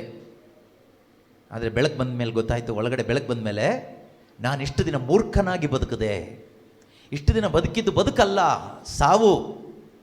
ನಾನು ಬದುಕಬೇಕಾಗಿದ್ದು ಒಬ್ಬರಿಗೋಸ್ಕರ ಮಾತ್ರನೇ, ಅದು ದೇವರ ಇಚ್ಛೆಯನ್ನು ನೆರವೇರಿಸಲಿಕ್ಕೆ ದೇವರಿಗೋಸ್ಕರ ಮಾತ್ರನೇ ನಾನು ಬದುಕಬೇಕು ಅಂತ ಯಾವಾಗ ಅರ್ಥ ಆಯಿತು? ಬೆಳಕು ಬಂದಾಗ. ಈ ಬೆಳಕೆ ಯೇಸು, ಆ ಬೆಳಕಾದ ಯೇಸು ನಮ್ಮೊಳಗಡೆ ಬಂದಾಗ ಮಾತ್ರನೇ ನಮಗೆ ಅರ್ಥ ಆಗೋದು, ನಾನು ನನಗಾಗಿ ಬದುಕಲಿಕ್ಕಾಗಿ ಇರೋನಲ್ಲ, ಕ್ರಿಸ್ತನಿಗಾಗಿ ಮಾತ್ರನೇ ಬದುಕಲಿಕ್ಕಾಗಿ ಇರುವವನು. I am exclusively for Christ alone ಅಂತ ನಮ್ಗೆ ಅರ್ಥ ಆಗೋದು ಯಾವಾಗ ಕೇಳಿದ್ರೆ, ಪ್ರಬೋಧನೆ ಕೇಳಿದ ತಕ್ಷಣ ಅಲ್ಲ. ಪ್ರಬೋಧನೆ ಕೇಳಿದಾಗ ಒಂದು ಎಕ್ಸೈಟ್ಮೆಂಟ್ ಬರ್ಬೋದು ನಮ್ಮ ಮನಸ್ಸಿಗೆ, ಅದರಿಂದ ಪ್ರಯೋಜನ ಇಲ್ಲ. ಆದರೆ ಕ್ರಿಸ್ತನು ನಮ್ಮ ಒಳಗಡೆ ಬಂದಾಗ ಖಂಡಿತವಾಗ್ಲೂ ನಮ್ಮ ಲೈಫ್ ಪ್ರಾರಂಭ ಆಗೋದು ಅಲ್ಲೇ. It begins at the cross. ಅದು ಪ್ರಾರಂಭ ಆಗೋದು ಶಿಲುಬೆಯಲ್ಲಿ, ಕ್ರಿಸ್ತ ಯೇಸುವಿನ ಶಿಲುಬೆ ಮರಣದಲ್ಲಿ. ಆ ಮರಣದ ರಹಸ್ಯ ಶುಭ ಸಂದೇಶದ ಮುಖಾಂತರ ನಮ್ಮೊಳಗಡೆ ಪ್ರಕಟವಾದಾಗ, ಪ್ರಕಟಪಡಿಸಿಕೊಡುವರು ಮನುಷ್ಯ ಅಲ್ಲ, ಪವಿತ್ರಾತ್ಮ. ಇದು ಪ್ರಕಟವಾದಾಗ ಏನಾಗುತ್ತೆ? ಠಮ್ ಬ್ಲಾಸ್ಟ್ ಆಗುತ್ತೆ, ಒಳಗಡೆ ಬೆಳಕು ಬರುತ್ತೆ. ಆಗ ನೀವು ಧೈರ್ಯವಾಗಿ ಹೇಳ್ತೀರಿ, ಇನ್ನು ಮುಂದೆ ಜೀವಿಸೋದು ನಾನಲ್ಲ. ಅಲ್ಲ, ನೀನೀಗ ಮೊದಲಿನ ಥರ ಇಲ್ಲ. ಹೌದು, ಇಲ್ಲ. ಯಾಕೆ ಅಂದರೆ ಅವತ್ತು ನಾನು ಬದುಕದೆ, ಈಗ ನಾನಲ್ಲ, ನಾನಿಲ್ಲ, ಸತ್ತೋಗ್ಬಿಟ್ಟೆ. ನೀವು ಆವಾಗ ಹೇಳ್ಬೋದು, ನೀನು ನನ್ನ ಮುದ್ದು ಮಗ ಅಲ್ವಾ, ಬಂಗಾರ ಚಿನ್ನ ಅದು ರನ್ನಾದ ಅಲ್ವಾ, ಅದಾಗಿತ್ತು ಆಗ. ಆದರೆ ಈಗ ಅದು ಸತ್ತೋಗ್ಬಿಟ್ಟ. ಆ ಮಗ ಸತ್ತೋದ. ಈಗ ಜೀವಿಸೋ ನಾನಲ್ಲ, ಕ್ರಿಸ್ತನು ಜೀವಿಸ್ತಾ ಇದ್ದಾನೆ. ಹೀಗೆ ನಿಮ್ಮ ಮಕ್ಕಳು ಹೇಳ್ಬಿಟ್ರೆ ಅಪ್ಪ ಅಮ್ಮಗೆ ಏನಾಗುತ್ತೆ? ಯೇಸು ಮೇಲೆ ಬೇಜಾರಾಗುತ್ತಾ, ಪ್ರೀತಿ ಬರುತ್ತಾ? ಖಂಡಿತವಾಗಲೂ ಯೇಸುವನ್ನೇ ಶಾಪ ಹಾಕ್ಬಿಡ್ತೀರಿ, ಹಾಕ್ತೀರಿ. ಇವನ ತಲೆ ಯಾರು ಹಾಳು ಮಾಡಿದ್ದಾರೆ, ಇವಳು ತಲೆ ಯಾರು ಹಾಳು ಮಾಡಿದ್ದಾರೆ. ಗಂಡ ಬಂದ್ಬಿಟ್ಟು ಹೇಳ್ತಾನೆ ಹೆಂಡತಿ ಹತ್ರ, ನೀನು ಇಷ್ಟು ದಿನ ನನ್ನ ಗಂಡನಾಗಿದ್ದೆ, ನನ್ನನ್ನು ಎಷ್ಟು ಪ್ರೀತಿಸ್ತಾ ಇದ್ದೆ, ಹೊತ್ಕೊಳ್ತಾ ಇದ್ದೆ, ತಿರುಗ್ತಾ ಇದ್ದೆ, ಮೆರವಣಿಗೆ ಮಾಡ್ತಾ ಇದ್ದೆ, ತೇರ್ ಮೇಲೆ ಕೂರಿಸಿ ನನ್ನನ್ನು ಎಳಿತಾ ಇದೆ. ಈಗ ನನ್ನನ್ನು ಗಮನಿಸ್ತಾನೂ ಇಲ್ಲ, ನನ್ನ ಮೊದಲಿನ ಥರ ನನ್ನ ಪ್ರೀತಿಸ್ತಾ ಇಲ್ಲ. ಯಾಕೆ? ಬೈಬಲ್ ಓದಿ ಓದಿ ಓದಿ ಏನಾಗ್ಬಿಟ್ಟಿದೆ ನಿನಗೆ, ಹುಚ್ಚಿಡಿದು ಬಿಟ್ಟಿದೆಯಾ ಅಂತ ಕೇಳ್ತಾರೆ. ಇಲ್ಲ, ಮೊದಲು ನಾನು ಜೀವಿಸ್ತಾ ಇದ್ದೆ, ಈಗ ಜೀವಿಸೋದು ನಾನಲ್ಲ, ಕ್ರಿಸ್ತ ಯೇಸು ನನ್ನಲ್ಲಿ ಜೀವಿಸ್ತಾ ಇದ್ದಾರೆ. ಅಲ್ಲ, ಯೇಸು ಜೀವಿಸಿದ ಮೇಲೆ ಪ್ರೀತಿ ಮಾಡಬೇಕಲ್ವಾ? ಈಗಲೇ ಪ್ರೀತಿ ಮಾಡೋಕ್ಕಾಗ್ತಾ ಇರೋದು. ಮೊದಲು ಮಾಡ್ತಾ ಇದ್ದಿದ್ದೆಲ್ಲ ಇಷ್ಟಗಳು, ಲಸ್ಟ್ಗಳು, ನನ್ನ ಇಚ್ಛೆಗಳು, ಆಸೆಗಳನ್ನ ಪೂರೈಸ್ಕೋಸ್ಕರ ನಿನ್ನ ಜೊತೆಗೆ ಇರ್ತಾ ಇದ್ದೆ. ಆದರೆ ಈಗ ನನ್ನ ಇಚ್ಛೆಗೋಸ್ಕರ ಇರ್ತಾ ಇಲ್ಲ, ದೇವರ ಇಚ್ಛೆಗೋಸ್ಕರ ನಿನ್ನ ಜೊತೆಗಿದ್ದೀನಿ ಅಂತ ಹೇಳಲಿಕ್ಕಾಗತ್ತೆ. ಅದಷ್ಟು ಇಷ್ಟ ಆಗಲ್ಲ, ಅದಷ್ಟು ನಮಗೆ ಯಾರಿಗೂ ಇಷ್ಟ ಆಗಲ್ಲ. ಅದು ನಮ್ಮ ಇಷ್ಟಕ್ಕೆ ವಿರುದ್ಧ. ಅದು ದೇವರ ಇಚ್ಛೆ ಅನ್ನೋದು ಯಾವತ್ತಿದ್ರೂ ನೆನಪಿಟ್ಕೊಳ್ಳಿ, ಮನುಷ್ಯನ ಇಚ್ಛೆಗೆ ವಿರುದ್ಧ. ಒಂದು ಕುಟುಂಬದಲ್ಲಿ ಒಂದು ಗಂಡ ಆಗಲಿ, ಹೆಂಡತಿ ಆಗಲಿ, ಮಗ ಆಗಲಿ, ಮಗಳಾಗಲಿ ದೇವರ ಇಚ್ಛೆ ಪ್ರಕಾರ ಬಂದರೆ ಕುಟುಂಬದವರು ಶತ್ರುಗಳಾಗ್ತಾರೆ ಅಂತ ಯೇಸು ಮುಂಚಿತವಾಗಿ ಹೇಳಿದ್ದಾರೆ. ಶತ್ರುಗಳಾಗೇ ಆಗ್ತಾರೆ, ಆಗಲೇಬೇಕು. ದೇವರ ರೂಲ್ಸ್ ಪ್ರಕಾರ ಕಡ್ಡಾಯವಾಗಿ ಅದಾಗಲೇಬೇಕು, ಅದಾಗುತ್ತೆ. ಯಾಕೆ ಅಂದರೆ ಮೊದಲು ಎಲ್ಲರದ್ದು ಒಂದೇ ಇಚ್ಛೆ ಇತ್ತು. ಈಗ ಒಬ್ಬಳ ಒಳಗಡೆ ಬೆಳಕು ಬಂದಿದ್ದರಿಂದ ಅವನ ಕತ್ಲೆಯಿಂದ ಹೊರಗೆ ಬಂದ. ಅವನ ಒಳಗಡೆ ಈಗ ಆಸಕ್ತಿ ಚೇಂಜ್ ಆಗ್ತಾ ಇದೆ. ದೇವರ ಇಚ್ಛೆ ಹೇಗಾದರೂ ಮಾಡಿ ನನ್ನ ಜೀವನದಲ್ಲಿ ಆಗಬೇಕು ಅಂತಕ್ಕಂಥ ಒಂದು ಹೋರಾಟಕ್ಕೆ ಬಂದಿದ್ದಾನೆ. ಆದರೆ ಮನೇಲಿದ್ದವರಿಗೆಲ್ಲ ಅವ್ರದ್ದು ಇಚ್ಛೆ ಆಗಬೇಕು ಅಂತ ಹೋರಾಟ. ಈ ಎರಡು ಹೋರಾಟದಲ್ಲಿ ಏನಾಗುತ್ತೆ? ಒಂದು ಮನೇಲಿ ನೀನಿರಬೇಕಲ್ಲ, ನಾನಿರಬೇಕು, ಫೈಟಿಂಗ್ ಶುರುವಾಗುತ್ತೆ. ಒಳಗಡೆ ಬೆಳಕು ಬಂದ ಮೇಲೆ ಅವನು ಎಲ್ಲಿ ಬೇಕಾದ್ರೂ ಇರಲಿಕ್ಕೆ ತೊಂದರೆ ಇಲ್ಲ, ನೋ ಪ್ರಾಬ್ಲಮ್. ಇದೆಲ್ಲ ಕೇಳಿಸ್ಕೊಳ್ಳುವಾಗ ಕೆಲವ್ರಿಗೆ ಸಂಕಟ ಆಗ್ತಾ ಇದೆ ಅಲ್ವಾ? ಬೆಳಕು ಬಂದರೆ ಈ ಸಂಕಟ ಎಲ್ಲ ಹೋಗುತ್ತೆ. ಕ್ರಿಸ್ತನು ನಿಮ್ಮೊಳಗಡೆ ಬಂದರೆ ಈ ಸಂಕಟ ಎಲ್ಲ ಹೋಗಿ ನಿಮಗೆ ಸಂತೋಷ ಆಗುತ್ತೆ. ಆಮೇನಂತ ಹೇಳಿ ಕುಣಿತೀರಿ. ಈಗ ನಿಮ್ಗೆ ಯಾರಿಗೂ ಆಮೇಲೆ ಹೇಳಲಿಕ್ಕೆ ಆಗ್ತಾ ಇಲ್ಲ ಅಲ್ವಾ? ಎಲ್ಲರೂ ಏನೋ ಒಂದು ಈ ಶಾಕ್ ಹೊಡೆದವರಾಗಿ ಕೂತ್ಕೊಂಡಿದ್ದೀರಿ. ಯಾಕೆ ಅಂದರೆ ಒಳಗಡೆ ಕತ್ಲೆ ಇರುವಾಗ ನಮಗೆ ಶಾಕ್ ಇರುತ್ತೆ, ಒಳಗಡೆ ಬೆಳಕು ಬಂದಾಗ ನಮಗೆ ಖುಷಿ ಆಗುತ್ತೆ. ಅದಕ್ಕೆ ನಾನು ಹೇಳಿದ್ದು, ಒಂದು ಡೂಪ್ಲಿಕೇಟ್ ಕ್ರಿಸ್ತ ಒಳಗಡೆ ಸೇರಿಸ್ಕೊಂಡಿರ್ಬೋದು ನಮ್ಮಲ್ಲಿ, ಅದು ಏನು ಪ್ರಯೋಜನ ಇಲ್ಲ. ಅದು ಸುಮ್ಮನೆ ಈ ಒಂದು ಸಂಡೇ ಚರ್ಚಿಗೆ ಹೋಗಿ ಬರಲಿಕ್ಕೆ, ಈಸ್ಟರ್ ಮಾಡಲಿಕ್ಕೆ, ಕ್ರಿಸ್ಮಸ್ ಮಾಡಲಿಕ್ಕೆ, ತಪಸ್ಕಾಲ ಮಾಡಲಿಕ್ಕೆ, ಬೈಬಲ್ ಓದಲಿಕ್ಕೆ, ಹಲ್ಲೆಲೂಯಾ ಪ್ರೈಸ್ ಲಾರ್ಡ್ಗೆ ಮಾತ್ರ ಉಪಯೋಗ ಆಗುತ್ತೆ. ಆದರೆ ದೇವರಿಚ್ಛೆ ನೆರವೇರಿಸಲಿಕ್ಕೆ ಈ ಡೂಪ್ಲಿಕೇಟಿಂದ ಆಗಲ್ಲ. ಒರಿಜಿನಲ್ ಕ್ರೈಸ್ಟ್ ಒಳಗಡೆ ಇರಬೇಕು, ನಿಜವಾದ ಕ್ರಿಸ್ತ ಒಳಗಡೆ ಬರಬೇಕು. ಜೀವಿಸುವ ದೇವರ ಪುತ್ರ ಯೇಸು ಕ್ರಿಸ್ತನ ಒಳಗಡೆ ಜೀವಿಸುವಾಗ ಮಾತ್ರನೇ ದೇವರಿಚ್ಛೆ ಪ್ರಕಾರ ಜೀವನ ತೆಗೆದುಕೊಂಡು ಹೋಗ್ಲಿಕ್ಕೆ ನಮ್ಮಿಂದ ಸಾಧ್ಯ ಆಗೋದು. ಸಾಧ್ಯ ಆಗದೇ ಇದ್ರೆ ನಮ್ಮ ಜೀವನಕ್ಕೆ ಏನೂ ಬೆಲೆ ಇಲ್ಲ, ಏನೂ ಅರ್ಥ ಇಲ್ಲ.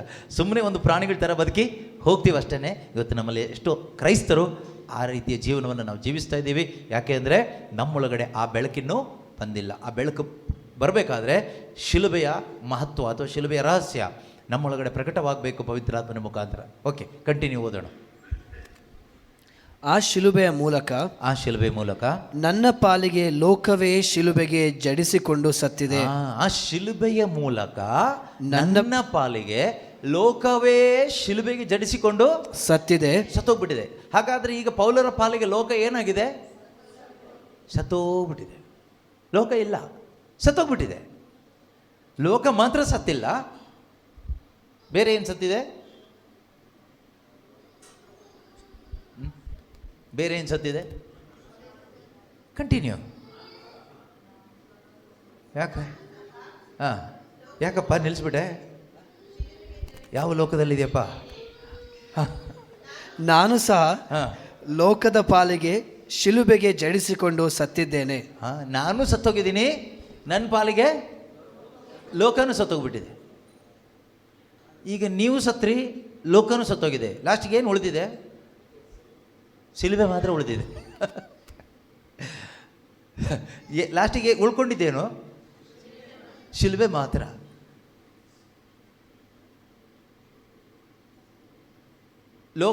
ಲೋಕ ಶಿಲುಬೆಗೆ ಜಡಿಸ್ಕೊಂಡು ಸತ್ತೋಗ್ಬಿಟ್ಟಿದೆ. ನೀವು ಲೋಕದ ಪಾಲಿಗೆ ಶಿಲುಬೆಗೆ ಜಡಿಸ್ಕೊಂಡು ಸತ್ತೋಗ್ಬಿಟ್ಟಿದ್ದೀರಿ. ಈಗ ಉಳಿದಿದ್ದೇನು? ಹಾಗಾದರೆ ಶಿಲುಬೆ ಮಾತ್ರ ಉಳಿದಿದೆ.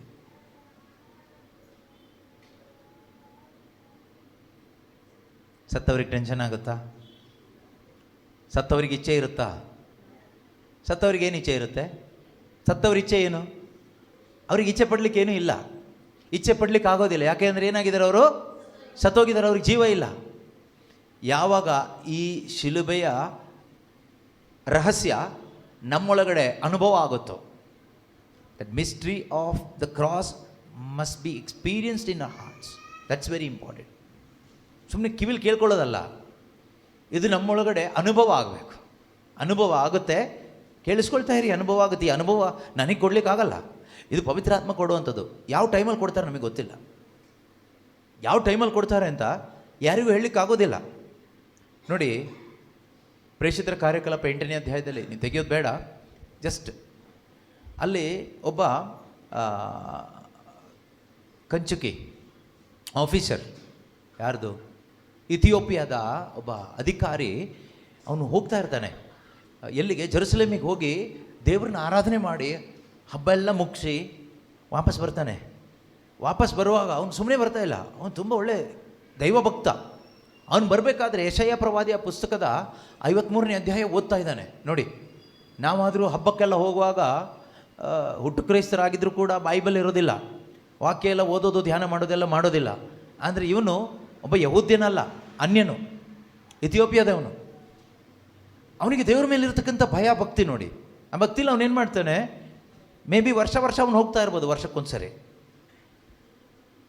ಸೊ ಈ ವರ್ಷನೂ ಅವನು ಹೋದ, ದೇವರ ಆರಾಧನೆ ಮುಗಿಸ್ಕೊಂಡು ಜೆರುಸಲೇಮಿಂದ ವಾಪಸ್ ಬರ್ತಾ ಇದ್ದಾನೆ. ಬರುವಾಗ ಅವನು ಏನು ಮಾಡ್ತಾ ಇದ್ದಾನೆ? ಬೈಬಲ್ ಓದ್ತಾ ಇದ್ದಾನೆ. ಬೈಬಲ್ ಅಂದರೆ ನಮ್ಮ ಥರ ಬೈಬಲ್ ಅಲ್ಲ, ಈ ಥರ ಅಲ್ಲ, ಸುರುಳಿ. ಅದರಲ್ಲಿ ಅವನಿಗೆ ಓದ್ತಾ ಇರೋ ವಿಷಯ ಏನು ಕೇಳಿದರೆ, ಯೆಶಾಯ ಪ್ರವಾದಿಯ 53ನೇ ಅಧ್ಯಾಯ, ಯೇಸು ಕ್ರಿಸ್ತನ ಯಾತನೆ ಬಗ್ಗೆ ಅಲ್ಲಿ ಬರೆದಿರ್ತಕ್ಕಂಥದ್ದು. ಆ ಕುರಿಮರಿಯ ಬಗ್ಗೆ, ದೇವರ ದಾಸನ ಕುರಿತಾದ ವಿಷಯಗಳು ನಮಗೆ ಗೊತ್ತಿದೆ. ಸೊ ಪವಿತ್ರಾತ್ಮ ಫಿಲಿಪ್ಪನ್ನು ಎತ್ಕೊಂಡು ಹೋಗಿ ಅವನ ಹತ್ರ ಬಿಡ್ತಾರೆ. ಫಿಲಿಪ್ಪ ಕೇಳ್ತಾನೆ, ಸರ್ ನೀವು ಓದ್ತಾ ಇದ್ದೀರಲ್ಲ, ನಿಮ್ಗೇನಾದರೂ ಅರ್ಥ ಆಗ್ತಾ ಇದೆಯಾ ಅಂತ. ನೀವು ಇಷ್ಟೊಂದು ಸೀರಿಯಸ್ ಆಗಿ ಕೂತ್ಕೊಂಡು ಇಷ್ಟೊಂದು ಭಕ್ತಿಯಿಂದ ಇದು ಓದ್ತಾ ಇದ್ದೀರಲ್ಲ, ನಿಮ್ಗೇನಾದರೂ ಅರ್ಥ ಆಗ್ತಾ ಇದೆಯಾ? ಪಾಪ ಅವನು ಪ್ರಾಮಾಣಿಕ ಮನುಷ್ಯ. ಅವನು ಹೇಳ್ತಾನೆ, ಓದ್ತಾ ಇದ್ದೀನಿ, ನನಗೆ ಅರ್ಥ ಆಗ್ತಾ ಇಲ್ಲ, ಯಾರಾದರೂ ವಿವರಿಸಿದರೆ ನಮ್ಗೆ ಅರ್ಥ ಆಗುತ್ತೆ. ಎಷ್ಟು ವರ್ಷ ಹಬ್ಬ ಮಾಡಿದ್ನೋ ಗೊತ್ತಿಲ್ಲ, ಎಷ್ಟು ವರ್ಷದಿಂದ ಇದನ್ನು ಓದ್ತಾ ಇದ್ನೋ ಗೊತ್ತಿಲ್ಲ. ಯಾವಾಗ ಫಿಲಿಪ್ಪ ಪವಿತ್ರಾತ್ಮನ ಮುಖಾಂತರವಾಗಿ ಯೇಸುಕ್ರಿಸ್ತನ ಶಿಲುಬೆ ಮರಣ, ಯೇಸುಕ್ರಿಸ್ತನ ಆ ಯಾತನೆ ಮರಣವನ್ನು ಆ ಅಧಿಕಾರಿಗೆ ವಿವರಿಸ್ತಾನೋ, ಅವನು ಒಳಗಡೆ ಒಂದು ಆಸೆ ಬಂತು. ಏನು ಆಸೆ ಬಂತು ಗೊತ್ತಾ? ನಾನು ಕೂಡ ಬ್ಯಾಪ್ಟಿಸಮ್ ತಗೋಬೇಕು, ಇಲ್ಲಿ ನೀರಿದೆ, ನಿಲ್ಲಿಸಿ ಬ್ಯಾಪ್ಟಿಸಮ್ ಕೊಡಿ ನನಗೆ ಅಂತ. ಫಿಲಿಪ್ ಕೇಳ್ತಾರೆ, ಏನಂತ ಕೇಳ್ತಾರೆ ಗೊತ್ತಾ? ನಿನಗೆ ವಿಶ್ವಾಸ ಇರೋದಾದರೆ ನಾನು ಬ್ಯಾಪ್ಟಿಸಮ್ ಕೊಡ್ತೀನಪ್ಪ ಅಂತ. ಇಲ್ಲಿ ಬ್ಯಾಪ್ಟಿಸಮ್ ತಗೋಬೇಕು ಅಂತ ಫಿಲಿಪ್ ಹೇಳಲಿಲ್ಲ, ಅವನೇ ಕೇಳ್ಕೊಳ್ತಾನೆ. ಆಮೇಲೆ ಆಯ್ತು, ನಾನು ವಿಶ್ವಾಸಿಸ್ತೇನೆ, ಯೇಸುವೇ ದೇವರ ಪುತ್ರ ಎಂದು ನಾನು ನಂಬ್ತೀನಿ ಅಂತ ಹೇಳಿದ ತಕ್ಷಣ ಅವರಿಗೆ ಸ್ನಾನ ದೀಕ್ಷೆ ಕೊಡ್ತಾರೆ. ಬ್ಯಾಪ್ಟಿಸಮ್ ಆಯಿತು. ಅದಾದ ನಂತರ ಫಿಲಿಪ್ಪನ ಪಾಡಿಗೆ ಪವಿತ್ರಾತ್ಮರು ಫಿಲಿಪ್ಪನ ಎತ್ಕೊಂಡು ಹೋಗ್ತಾರೆ. ಇವನು ಭಾಳ ಸಂತೋಷದಿಂದ ತನ್ನ ಪ್ರಯಾಣವನ್ನು ಮುಂದುವರಿಸ್ತಾನಂತೆ, ಭಾಳ ಸಂತೋಷದಿಂದ. ಆ ಸಂತೋಷ ಯಾರು ಕೊಟ್ಟರು? ಆ ಸಂತೋಷ ಅವರ ಒಳಗಡೆ ಬಂದಂಥ ಯೇಸು. ನಾವು ಕೂಡ ಎಷ್ಟೋ ವರ್ಷಗಳಿಂದ ಬೈಬಲ್ ಓದ್ತಾ ಇರ್ತೀವಿ. ಕ್ರಿಸ್ಮಸ್, ಈಸ್ಟರ್, ತಪಸ್ಸು ಕಾಲ, ಗುಡ್ ಫ್ರೈಡೇ ಎಲ್ಲ ಮಾಡ್ತಾ ಇರ್ತೀವಿ. ಯೇಸುವಿನ ಪೂಜ್ಯ ಯಾತನೆಗಳನ್ನು, ಪಾಡು ಮರಣ ಎಲ್ಲ ಧ್ಯಾನಿಸಿ ಕಣ್ಣಲ್ಲೆಲ್ಲ ನೀರೆಲ್ಲ ಬಿಟ್ಟಿರ್ತೀವಿ. ಆದರೆ ನಮ್ಮ ಒಳಗಡೆ ಕ್ರಿಸ್ತನ ಸಾನ್ನಿಧ್ಯ ಬಂದಿದೆಯಾ? ಅದು ಪ್ರಶ್ನೆ. ಬರಬೇಕಾದ್ರೆ ಯಾರಾದರೂ ವಿವರಿಸಬೇಕು. ವಿವರಣೆ ಇಲ್ಲದೆ ಹೇಗೆ ಬರುತ್ತೆ ಅಲ್ವಾ? ಸೊ ಈ ಶಿಲುಬೆಯ ರಹಸ್ಯ ವಿವರಿಸಲ್ಪಟ್ಟಾಗ, ಬೋಧಿಸಲ್ಪಟ್ಟಾಗ, ಸಾರಲ್ಪಟ್ಟಾಗ ಪವಿತ್ರಾತ್ಮ ಅದನ್ನು ತೆಗೆದುಕೊಂಡು ಹೋಗಿ ಒಬ್ಬ ಮನುಷ್ಯನ ಹೃದಯದ ಒಳಗಡೆ ಪ್ರಕಟಪಡಿಸ್ತಾರೆ. ಅದು ಯಾವಾಗ ಆಗುತ್ತೆ ಗೊತ್ತಿಲ್ಲ. ಅದು ಈಗಲೂ ಆಗ್ಬೋದು, ಇನ್ನೊಂದು ಟೈಮು ಆಗ್ಬೋದು. ಆತ ಎಕ್ಸ್ಪೆಕ್ಟ್ ಮಾಡಿಲ್ಲ, ಇವತ್ತು ನಾನು ಹೊಸ ಸೃಷ್ಟಿ ಆಗ್ತೀನಿ, ಈ ಸಾರಿ ಹಬ್ಬದಲ್ಲಿ ನಾನು ಜೆರುಸಲೇಮಿಗೆ ಹೋಗಿ ಬರುವಾಗ ನಾನು ದೇವರ ಮಗನ ಆಗ್ತೀನಿ, ನಾನು ದೇವ್ರನ್ನ ಕಂಡುಕೊಳ್ತೀನಿ, ಯೇಸುನ ಕಂಡುಕೊಳ್ತೀನಿ, ರಕ್ಷಣೆ ಪಡ್ಕೊಳ್ತೀನಿ ಅಂತ ಅವನು ಎಕ್ಸ್ಪೆಕ್ಟ್ ಮಾಡಿಲ್ಲ. ಅವನು ಅದಕ್ಕಾಗಿ ಹೋದವನಲ್ಲ, ಅವನು ಸಾಂಪ್ರದಾಯಿಕವಾಗಿ ಹೋಗಿ ಬಂದವನು ನಮ್ಮ ಥರ. ಆದರೆ ದ್ಯಾಟ್ ವಾಸ್ ಇಸ್ ಟೈಮ್. ಅದೊಂದು ಸಮಯ ಆಗಿತ್ತು. ಆ ಸಮಯ ಯಾವಾಗ ಬರುತ್ತೆ ಅಂತ ಯಾರಿಗೂ ಗೊತ್ತಿಲ್ಲ. ಒಂದು ವೇಳೆ ನಿಮ್ಮ ಜೀವನದಲ್ಲಿ ಈಗ ಬರ್ಬೋದು, ಇವತ್ತು ಬರ್ಬೋದು, ಈ ಶುಭ ಸಂದೇಶವನ್ನು ಆಲಿಸ್ತಾ ಇರುವಾಗ ಬರ್ಬೋದು, ಗೊತ್ತಿಲ್ಲ ಯಾವಾಗ ಬರುತ್ತೆ ಅಂತ. ಅದರಿಂದ ಯಾವಾಗಲೂ ಆಸಕ್ತಿಯಿಂದ ಇರಿ, ಯಾವಾಗಲೂ ದೇವರ ವಾಕ್ಯ ಆಲಿಸೋ ಒಂದು ತವಕದಲ್ಲೇ ಇರಿ. ಯಾವಾಗ ನಮ್ಗೆ ಆ ಹೊಸ ಜನ್ಮ ಸಿಗುತ್ತೋ ಗೊತ್ತಿಲ್ಲ, ಯಾವಾಗ ದೇವರಾತ್ಮ ನಮ್ಮ ಒಳಗಡೆ ಇಳಿದು ಕಾರ್ಯ ಮಾಡ್ತಾರೆ ನಮಗೆ ಗೊತ್ತಿಲ್ಲ, ನಮಗೆ ಹೇಳಲಿಕ್ಕೆ ಆಗೋದಿಲ್ಲ, ಅದನ್ನು ಯಾರಿಗೂ ಪ್ರಿಡಿಕ್ಟ್ ಮಾಡಲಿಕ್ಕೆ ಆಗೋದಿಲ್ಲ. ಎನಿ ಟೈಮ್ ಇಷ್ಟು ಮಾತ್ರ ಹೇಳ್ಬೋದು, ಯಾವ ಸಮಯದಲ್ಲಿ ಬೇಕಾದರೂ ಮಾಡ್ಬೋದು. ಕೆಲವು ಟೈಮ್ ನೀವು ಯೋಚನೆ ಮಾಡಿರ್ಬೋದು, ನಾವು 50 ಧ್ಯಾನದಲ್ಲಿ ಭಾಗವಹಿಸಿದ್ರು ನಮ್ಮ ಜೀವನ ಬದಲಾವಣೆ ಆಗಿರೋದಿಲ್ಲ. ಕೆಲವರೆಲ್ಲ ಒಂದೇ ಧ್ಯಾನಕ್ಕೆ ಅವ್ರ ಜೀವನ ಪೂರ್ತಿ ಬದಲಾವಣೆ ಆಗಿರುತ್ತೆ. ನೀವು ಕೇಳ್ಬೋದು, ಅವ್ರ ಜೀವನದಲ್ಲಿ ದೇವರು ಯಾಕೆ ಒಂದೇ ಧ್ಯಾನದಲ್ಲಿ ಕಾರ್ಯ ಮಾಡಿದರು, ನಾವು 50 ಧ್ಯಾನ ಅಟೆಂಡ್ ಆದರೂ ನಮ್ಮ ಜೀವನದಲ್ಲಿ ಯಾಕೆ ಕಾರ್ಯ ಮಾಡಿಲ್ಲ ಅಂತ ಕೇಳ್ಬೋದು. ಆ ಪ್ರಶ್ನೆಗೆ ನಿಜ ಹೇಳಬೇಕಂದ್ರೆ ಉತ್ತರನೇ ಇಲ್ಲ. That was is time. ಅದು ಅವನಿಗೆ ದೇವರು ನಿಶ್ಚಯ ಮಾಡಿದ ಸಮಯ. ಆ ದೇವ್ರು, ನೀವು ಕೇಳ್ಬೋದು ದೇವ್ರು ಹೇಗೆ ಸಮಯ ನಿಶ್ಚಯ ಮಾಡ್ತಾರೆ ಅಂತ, ಆ ದೇವ್ರನ್ನೇ ಕೇಳಬೇಕು. ಅದು ನಮಗೆ ಗೊತ್ತಿಲ್ಲ. ಬಟ್ ಹುಡುಕಿರಿ, ನಿಮಗೆ ಸಿಗುವುದು ಅಷ್ಟೇ ಗೊತ್ತು. ಹುಡುಕ್ತಾನೇ ಇರಿ. ಸಿಕ್ಕಿಲ್ವಾ? ಹುಡುಕ್ತಾನೇ ಇರಿ. ಎಷ್ಟು ಹುಡುಕಬೇಕು ಗೊತ್ತಿಲ್ಲ, ಹುಡುಕ್ತಾನೇ ಇರಿ. ಎಲ್ಲಿವರೆಗೂ? ಸಿಗುವವರೆಗೂ. ಸಿಗ್ತಾರಾ? ಖಂಡಿತ ಸಿಗ್ತಾರೆ. ಹುಡುಕೋನಿಗೆ ಸಿಕ್ಕೇ ಸಿಗುವುದು ಅಂತ ಅವ್ರು ಹೇಳಿದ ಮೇಲೆ ಸಿಕ್ಕೇ ಸಿಗೋದು. ಅದನ್ನು ಹುಡುಕೋದು ನಿಲ್ಲಿಸ್ಬಿಟ್ರೆ ಸಿಗೋದು ಕಳ್ಕೊಬೇಕಾಗತ್ತೆ. ಆದ್ದರಿಂದ ಯಾವ ಟೈಮ್ ಅಂತ ಗೊತ್ತಿಲ್ಲ ನಮಗೆ. ನಾವು ಕರಿತೀವಿ, ಕರೆಯುವಾಗ ಈ ಧ್ಯಾನದಲ್ಲಿ ದೇವರು ನಿಮ್ಮ ಜೊತೆಗೆ ಮಾಡ್ತಾರೆ, ಕಾರ್ಯ ಮಾಡ್ತಾರೆ ಅಂತ ನಾವು ಕರಿತೀವಿ. ಆದರೆ ಅದಾಗಬೇಕಾದ್ರೆ ಅವ್ರ ಟೈಮ್ ಆಗಬೇಕು. ಕರೆಯೋ ತಪ್ಪ ಕೇಳಿದ್ರೆ ತಪ್ಪಲ್ಲ, ಕರೆಯೋ ಉದ್ದೇಶ ಒಳ್ಳೆಯದೇ. ಕಾರಣ ನಮಗೂ ಗೊತ್ತಿಲ್ಲ, ನಮಗೊಂದು ಆಸೆ. ನೀವು ಧ್ಯಾನಕ್ಕೆ ಯಾರನ್ನಾದ್ರು ಕರಿಬೇಕಾದ್ರೆ ನೀವು ಬನ್ನಿ, ಎಲ್ಲ ಒಳ್ಳೇದಾಗುತ್ತೆ, ದೇವರು ಅದ್ಭುತ ಮಾಡೇ ಮಾಡ್ತಾರೆ, ಸೌಖ್ಯ ಪಡಿಸ್ತಾರೆ ಅಂತ ಹೇಳಿ ಕರೆಯೋದಿಲ್ವಾ? ಕೆಲವರಿಗೆ ಸಿಗುತ್ತೆ, ಕೆಲವರಿಗೆ ಸಿಗೋದಿಲ್ಲ. ನಮ್ಮ ಉದ್ದೇಶ ಏನು? ಆಗಲಿ ಅಂತಾನೆ. ಅದನ್ನು ನಾವು ಮನಸ್ಸು ಮಾಡಿದ್ರೆ ಆಗಲ್ಲ, ಅವರು ಮನಸ್ಸು ಮಾಡಬೇಕು. ಅದು ಯಾವಾಗ ಮಾಡ್ತಾರೆ ಕೇಳಿದರೆ ಗೊತ್ತಿಲ್ಲ. ಅದು ಈಗಲೂ ಆಗ್ಬೋದು, ಯಾವಾಗ ಬೇಕಾದರೂ ಆಗ್ಬೋದು. ಅದರಿಂದ ಯಾವಾಗಲೂ ಸಿದ್ಧರಾಗಿರಿ, ಸದಾ ಸಿದ್ಧರಾಗಿರಿ. ಯಾವಾಗ ಬೇಕಾದರೂ ಆಗ್ಬೋದು. ಅದರಿಂದ ಈ ಶಿಲುಬೆಯ ಸಂದೇಶ ನಮ್ಮ ಒಳಗಡೆ ಏನು ತಂದು ಕೊಡುತ್ತೆ ಕೊಳ್ಳಿದರೆ, ಹೊಸ ಜೀವ ತಂದು ಕೊಡುತ್ತೆ. Message of the cross brings new life. ಏನು ತಂದು ಕೊಡುತ್ತೆ? ಹೊಸ ಜೀವ. ನಾವು ಸಾರ್ತಾ ಇರೋದು ಒಂದು ಮರಣವನ್ನು. ಆ ಮರಣ ಭಯ ತಂದುಕೊಡೋದಿಲ್ಲ, ದುಃಖ ತಂದುಕೊಡೋದಿಲ್ಲ. ಈ ಪ್ರಪಂಚದಲ್ಲಿ ನೀವು ಯಾವುದೇ ಮರಣ ಸಾರಿದರೂ ಕೂಡ ಅದು ಭಯ ಉಂಟು ಮಾಡುತ್ತೆ, ದುಃಖ ಉಂಟು ಮಾಡುತ್ತೆ, ಬೇಸರ ಉಂಟು ಮಾಡುತ್ತೆ, ಏನಾದರೂ ಬೇರೆ ಥರದ್ದು ಉಂಟು ಮಾಡುತ್ತೆ. ಆದರೆ ಒಂದೇ ಒಂದು ಮರಣ ಜೀವ ಉಂಟು ಮಾಡುತ್ತೆ. There is only one death. When you hear that death you will get life. ನಿಮ್ಮ ಮನೆಯಲ್ಲಿ ಸತ್ತೋದವ್ರದ್ದು ಯಾರ್ದಾದ್ರೂ ವಿಷಯ ಎತ್ಕೊಂಡ್ರೆ ಏನಾಗುತ್ತೆ? ಅಳು ಬರುತ್ತೋ ಇಲ್ವೋ? ನಮ್ಮ ತಾತ ಎಷ್ಟು ಒಳ್ಳೆಯವರಾಗಿದ್ದರು. ತಾತನ ಮರಣ ಈಗ ಧ್ಯಾನ ಮಾಡಿದರೆ ಇಮೋಷ್ನಲಿ ನಾವು ಕುಸ್ತು ಬಿದ್ದೋಗ್ತೀವಿ.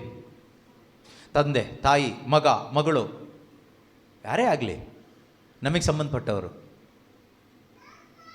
ಕೆಲವೊಂದು ಮರಣಗಳು ನಮಗೆ ಭಯ ಉಂಟು ಮಾಡುತ್ತೆ. ಆದರೆ ಯೇಸು ಕ್ರಿಸ್ತನಷ್ಟು ಘೋರವಾದ ಯಾತನೆ ಅನುಭವಿಸಿ ಮೃತರಾದವರು ಈ ಪ್ರಪಂಚದಲ್ಲಿ ಯಾರೂ ಇಲ್ಲ.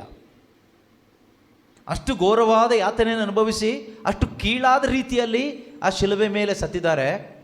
ಆ ಮರಣ ನಾವು ಧ್ಯಾನಿಸುವಾಗ, ಆ ಮರಣದ ಕುರಿತಾಗಿ ತಿಳ್ಕೊಳ್ಳುವಾಗ ನಮ್ಮೊಳಗಡೆ ಭಯ ಅಲ್ಲ ಬರೋದು, ನಮ್ಮೊಳಗಡೆ ಟೆನ್ಷನ್ ಅಲ್ಲ ಬರೋದು, ನಮ್ಮ ಒಳಗಡೆ ಜೀವ ಬರುತ್ತೆ, ನಮ್ಮೊಳಗಡೆ ಬಲ ಬರುತ್ತೆ, ನಮ್ಮೊಳಗಡೆ ಶಕ್ತಿ ಬರುತ್ತೆ, ನಮ್ಮೊಳಗಡೆ ಸೌಖ್ಯ ಬರುತ್ತೆ, ನಮ್ಮೊಳಗಡೆ ಸಮಾಧಾನ ಬರುತ್ತೆ, ನಮ್ಮೊಳಗಡೆ ನಿತ್ಯ ಜೀವ ಬರುತ್ತೆ. So much power. ಅದರಿಂದ ಈ ಪೌಲರಿಗೆ ನೋಡಿ, ಈ ಈ ಈ ಶಿಲುಬೆಯ ಮರಣ ಅವ್ರ ಒಳಗಡೆ ಪ್ರಕಟ ಆದಮೇಲೆ, ಕ್ರಿಸ್ತನ ಪ್ರಕಟಣೆ ಅವ್ರಿಗೆ ಸಿಕ್ಕಿದ ಮೇಲೆ ಅವ್ರು ಹೇಳ್ತಾರೆ, 1 ಕೊರಿಂಥ 2 ಅನ್ಸುತ್ತೆ, ಅವ್ರು ಹೇಳ್ತಾರೆ, ನಾನು ನಿಮ್ಮ ಜೊತೆಲಿದ್ದಾಗ ನಾನು ಬೇರೆ ಏನು ತಿಳ್ಕೋಬೇಕು ಅಂತಲೇ ಬಯಸಿಲ್ಲ.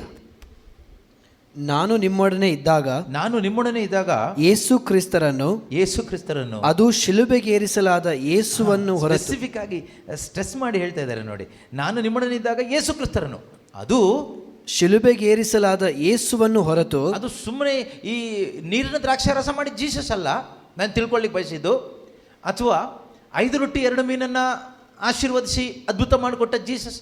ನೋ, ಆ ಜೀಸಸ್ ಅಲ್ಲ, ಅದು ಶಿಲುಬೆ ಮೇಲೆ ಸತಿ ಎಲ್ಲ ಸೇಮ್ ಜೀಸಸ್ಸೇ. ಬಟ್ ಸ್ಪೆಸಿಫಿಕ್ಕಾಗಿ ಹೇಳ್ತಾ ಇದ್ದಾರೆ, ಅಥವಾ ನೀರಿನ ಮೇಲೆ ನಡ್ಕೊಂಡು ಬಂದ್ರಲ್ಲ ಜೀಸಸ್, ಅದು ಅಲ್ಲ. ಪೇತ್ರನಿಗೆ ಬಲೆ ಹಾಕು ಅಂತ ಹೇಳಿದಾಗ ರಾಶಿ ಮೀನು ಸಿಗುವಂತೆ ಮಾಡಿದ್ರಲ್ಲ, ಆ ಜೀಸಸ್ಸು ಅಲ್ಲ. ಕುಷ್ಠರೋಗಿನ ಮುಟ್ಟಿದ ತಕ್ಷಣ ಕುಷ್ಠ ವಾಸಿಯಾಗಿ ಹೋಯ್ತಲ್ಲ, ಆ ಜೀಸಸ್ಸು ಅಲ್ಲ ನಾನು ನಿಮಗೆ ಸಾರಲಿಕ್ಕೆ ಅಥವಾ ನಾನು ತಿಳ್ಕೊಳ್ಳಿಕ್ಕೆ ಬಯಸಿದ್ದು. ನಾನು ನಿಮ್ಮ ಜೊತೆಯಲ್ಲಿದ್ದಾಗ, ನಿಮ್ಮೊಡನಿದ್ದಾಗ ಯೇಸು ಕ್ರಿಸ್ತರನ್ನು, ಅದು ಶಿಲುಬೆಗೇರಿಸಲಾದ ಯೇಸುವನ್ನು ಹೊರತು ಬೇರೆ ಯಾವುದನ್ನು ಅರಿಯಲು ಆಶಿಸಲಿಲ್ಲ. For I decided to know nothing among you except Jesus Christ and him crucified. See, ನಮಗೆ ಯಾವ ಜೀಸಸ್ ಬಗ್ಗೆ ಕೇಳಲಿಕ್ಕೆ ತುಂಬ ಇಷ್ಟ? ನಮಗೆ ಯಾವ ಜೀಸಸ್ ಬಗ್ಗೆ ಹೇಳಲಿಕ್ಕೆ ಇಷ್ಟ? ನೀವೆಲ್ಲ ಪ್ರಬೋಧನೆ ಮಾಡೋಕೆ ಬಿಟ್ಟರೆ ನಿಮಗೆ ಯಾವ ಜೀಸಸ್ ಬಗ್ಗೆ ಹೇಳ್ತೀರಾ? ಹೋಗಿ ಹೆದರಬೇಡಿ, ಯೇಸು ಸ್ವಾಮಿ 12 ವರ್ಷ ರಕ್ತಸ್ರಾವ ರೋಗದ ಆ ಸ್ತ್ರೀಯನ್ನು ಮುಟ್ಟಿದ್ರು.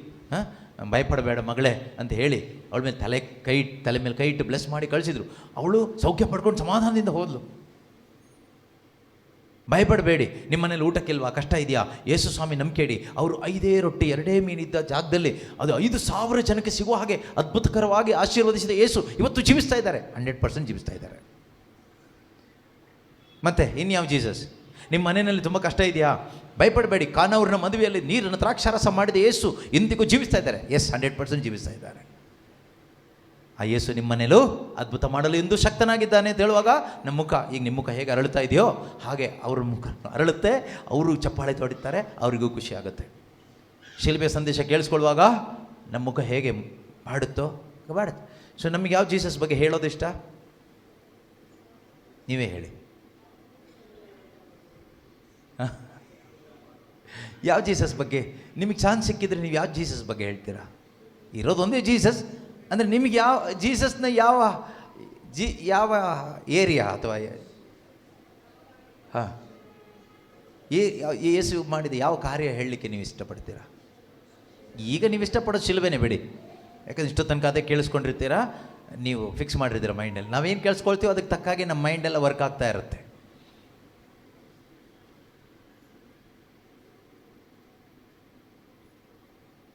ನಮಗೆ ಕೇಳಿಸ್ಕೊಳ್ಳಿಕ್ಕೆ ಇಷ್ಟ ಯಾವುದು ಕೇಳಿದರೆ, ಅದ್ಭುತ ಮಾಡುವ ಯೇಸುನೇ, ಪವಾಡ ಮಾಡೋ ಯೇಸುನೇ, ಸಾಲ ತೀರಿಸುವಂಥ ಯೇಸುನೇ, ನಮಗೆ ಒಳ್ಳೇದು ಮಾಡುವಂಥ ಯೇಸುನೇ. ಒಳ್ಳೇದಂದರೆ ನಾವು ಅಂದ್ಕೊಂಡು ಹಾಗೆ ನಮ್ಮ ಇಷ್ಟ ಎಲ್ಲ ನೆರವೇರಿಸಿ ಕೊಡುವ ಯೇಸುನೇ. ನಮಗೆ ಯಾವುದೇ ಕಷ್ಟ ಇಲ್ಲದೆ ಸುಖಕರವಾದ ದಾರಿಯಲ್ಲಿ ನಮ್ಮನ್ನು ನಡೆಸುವ ಯೇಸುನೇ ನಮಗೆ ಇಷ್ಟ. ಜನಕ್ಕೆ ಕೇಳಲಿಕ್ಕೂ ಅದೇ ಜೀಸಸ್ ಇಷ್ಟ, ನಮಗೆ ಬೋಧನೆ ಮಾಡಲಿಕ್ಕೂ ಅದೇ ಜೀಸಸ್ ಇಷ್ಟ. ಆದರೆ ಪೌಲರು ಹೇಳ್ತಾರೆ, ನಾನು ನಿಮ್ಮೊಡನಿದ್ದಾಗ ಯೇಸು ಕ್ರಿಸ್ತರನ್ನು, ಅದು ಶಿಲುಬೆಗೇರಿಸಲಾದ ಯೇಸುವನ್ನು ಹೊರತು ಬೇರೆ ಯಾವುದನ್ನು ಅರಿಯಲು ಆಶಿಸಲಿಲ್ಲ. ಈ ಕಾರಣ ನಾನು ನಿಮ್ಮ ನಡುವೆ ದುರ್ಬಲನೂ ಭಯಭೀತನೂ ಆಗಿದ್ದೆ. ಅಂದರೆ ಏನು ಗೊತ್ತಾ, ನೀವು ಎಲ್ಲಿ ಕಲ್ಲು ತಗೊಂಡು ಹೊಡೆದ್ಬಿಟ್ರೆ ನನಗೆ,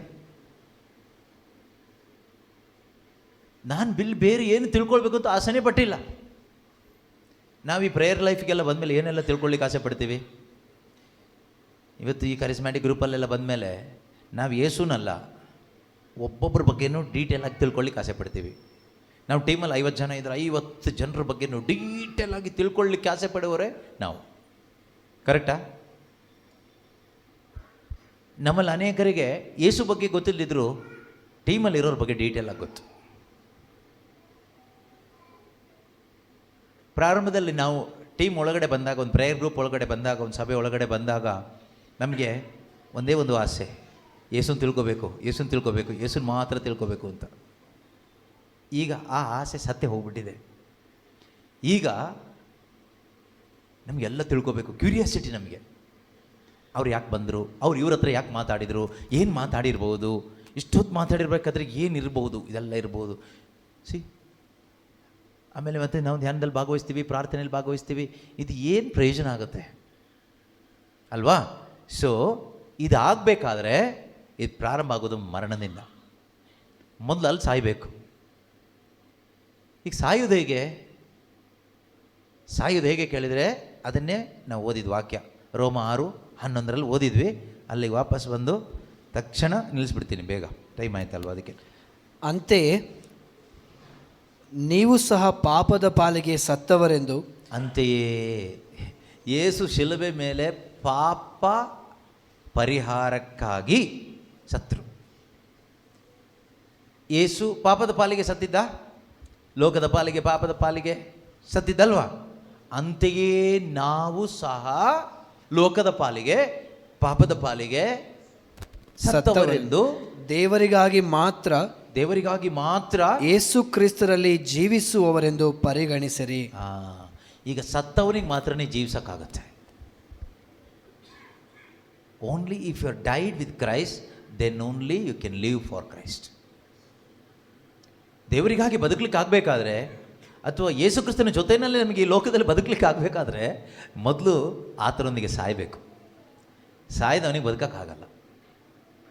ಸಾಯೋದು ಅಂದರೆ ಶಾರೀರಿಕವಾಗಿ ಸತ್ತೋಗೋದಲ್ಲ, ಪಾಯ್ಸನ್ ಕುಡ್ದೋ ಅಥವಾ ವಯಸ್ಸಾಗಿನೋ ಕಾಯಿಲೆ ಬಂದೋ ಆಕ್ಸಿಡೆಂಟ್ ಆಗಿನೋ ಸತ್ತೋಗೋದಲ್ಲ. ಆ ರೀತಿ ಸಾವಲ್ಲ ಹೇಳ್ತಾ ಇರೋದು. ಇದು ಕನ್ಸಿಡರ್ ಮಾಡಬೇಕು. Consider that you are dead. Consider that you are dead. So you also must consider yourselves dead.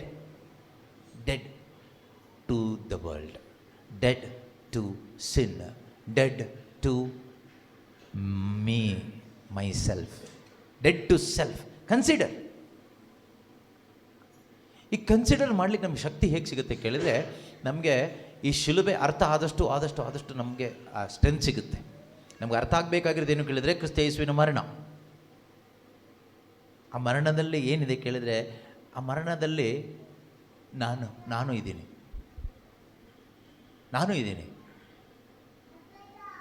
ಕ್ರಿಸ್ತ ಯೇಸುವಿನ ಶಿಲುಬೆ ಮರಣದಲ್ಲಿ ಯೇಸುವಿನಲ್ಲಿ ನಾನು ಇದ್ದೆ. ಯೇಸು ಸಾಯಬೇಕಾದ್ರೆ, ಶಿಲುಬೆ ಮೇಲೆ ಸಾಯಬೇಕಾದ್ರೆ ಯಾರು ಸತ್ರು? ನಾನು ಸತ್ತೆ. ಇದು ನಮ್ಗೆ ಅರ್ಥ ಆಗಬೇಕು. ಈ ರೀತಿ ಒಂದು ಸಾವು ನನ್ನ ಜೀವನದಲ್ಲೇ ಆಗಿದೆಯಾ? ಆ ಸಾವಾದರೆ ಯೇಸು ಪುನರುತ್ಥಾನನಾದಾಗ ನಾನು ಕೂಡ ಏನಾದೆ? ಪುನರುತ್ಥಾನ ಹೊಂದಿದೆ.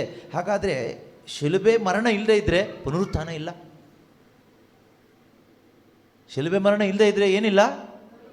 ಪುನರುತ್ಥಾನ ಇಲ್ಲ. ನಾವು ಇದು ನಮ್ಗೆ ಅರ್ಥ ಮಾಡಿಕೊಂಡು, ಈ ಶಿಲುಬೆಯನ್ನು ಅರ್ಥ ಮಾಡಿಕೊಂಡು ನಾವೇನು ಮಾಡಬೇಕು? ಆದ್ದರಿಂದ ನೀವು ಸಹ ಪಾಪದ ಪಾಲಿಗೆ ಸತ್ತವರೆಂದು ದೇವರಿಗಾಗಿ ಮಾತ್ರ ಯೇಸು ಕ್ರಿಸ್ತರಲ್ಲಿ ಜೀವಿಸುವರೆಂದು ಪರಿಗಣಿಸಿರಿ ಅಂತ ಇದೆ. ಹಾಗೆ ನಾವು ಪರಿಗಣಿಸುವಾಗ ವಾಕ್ಯ 20 ಓದೋಣ.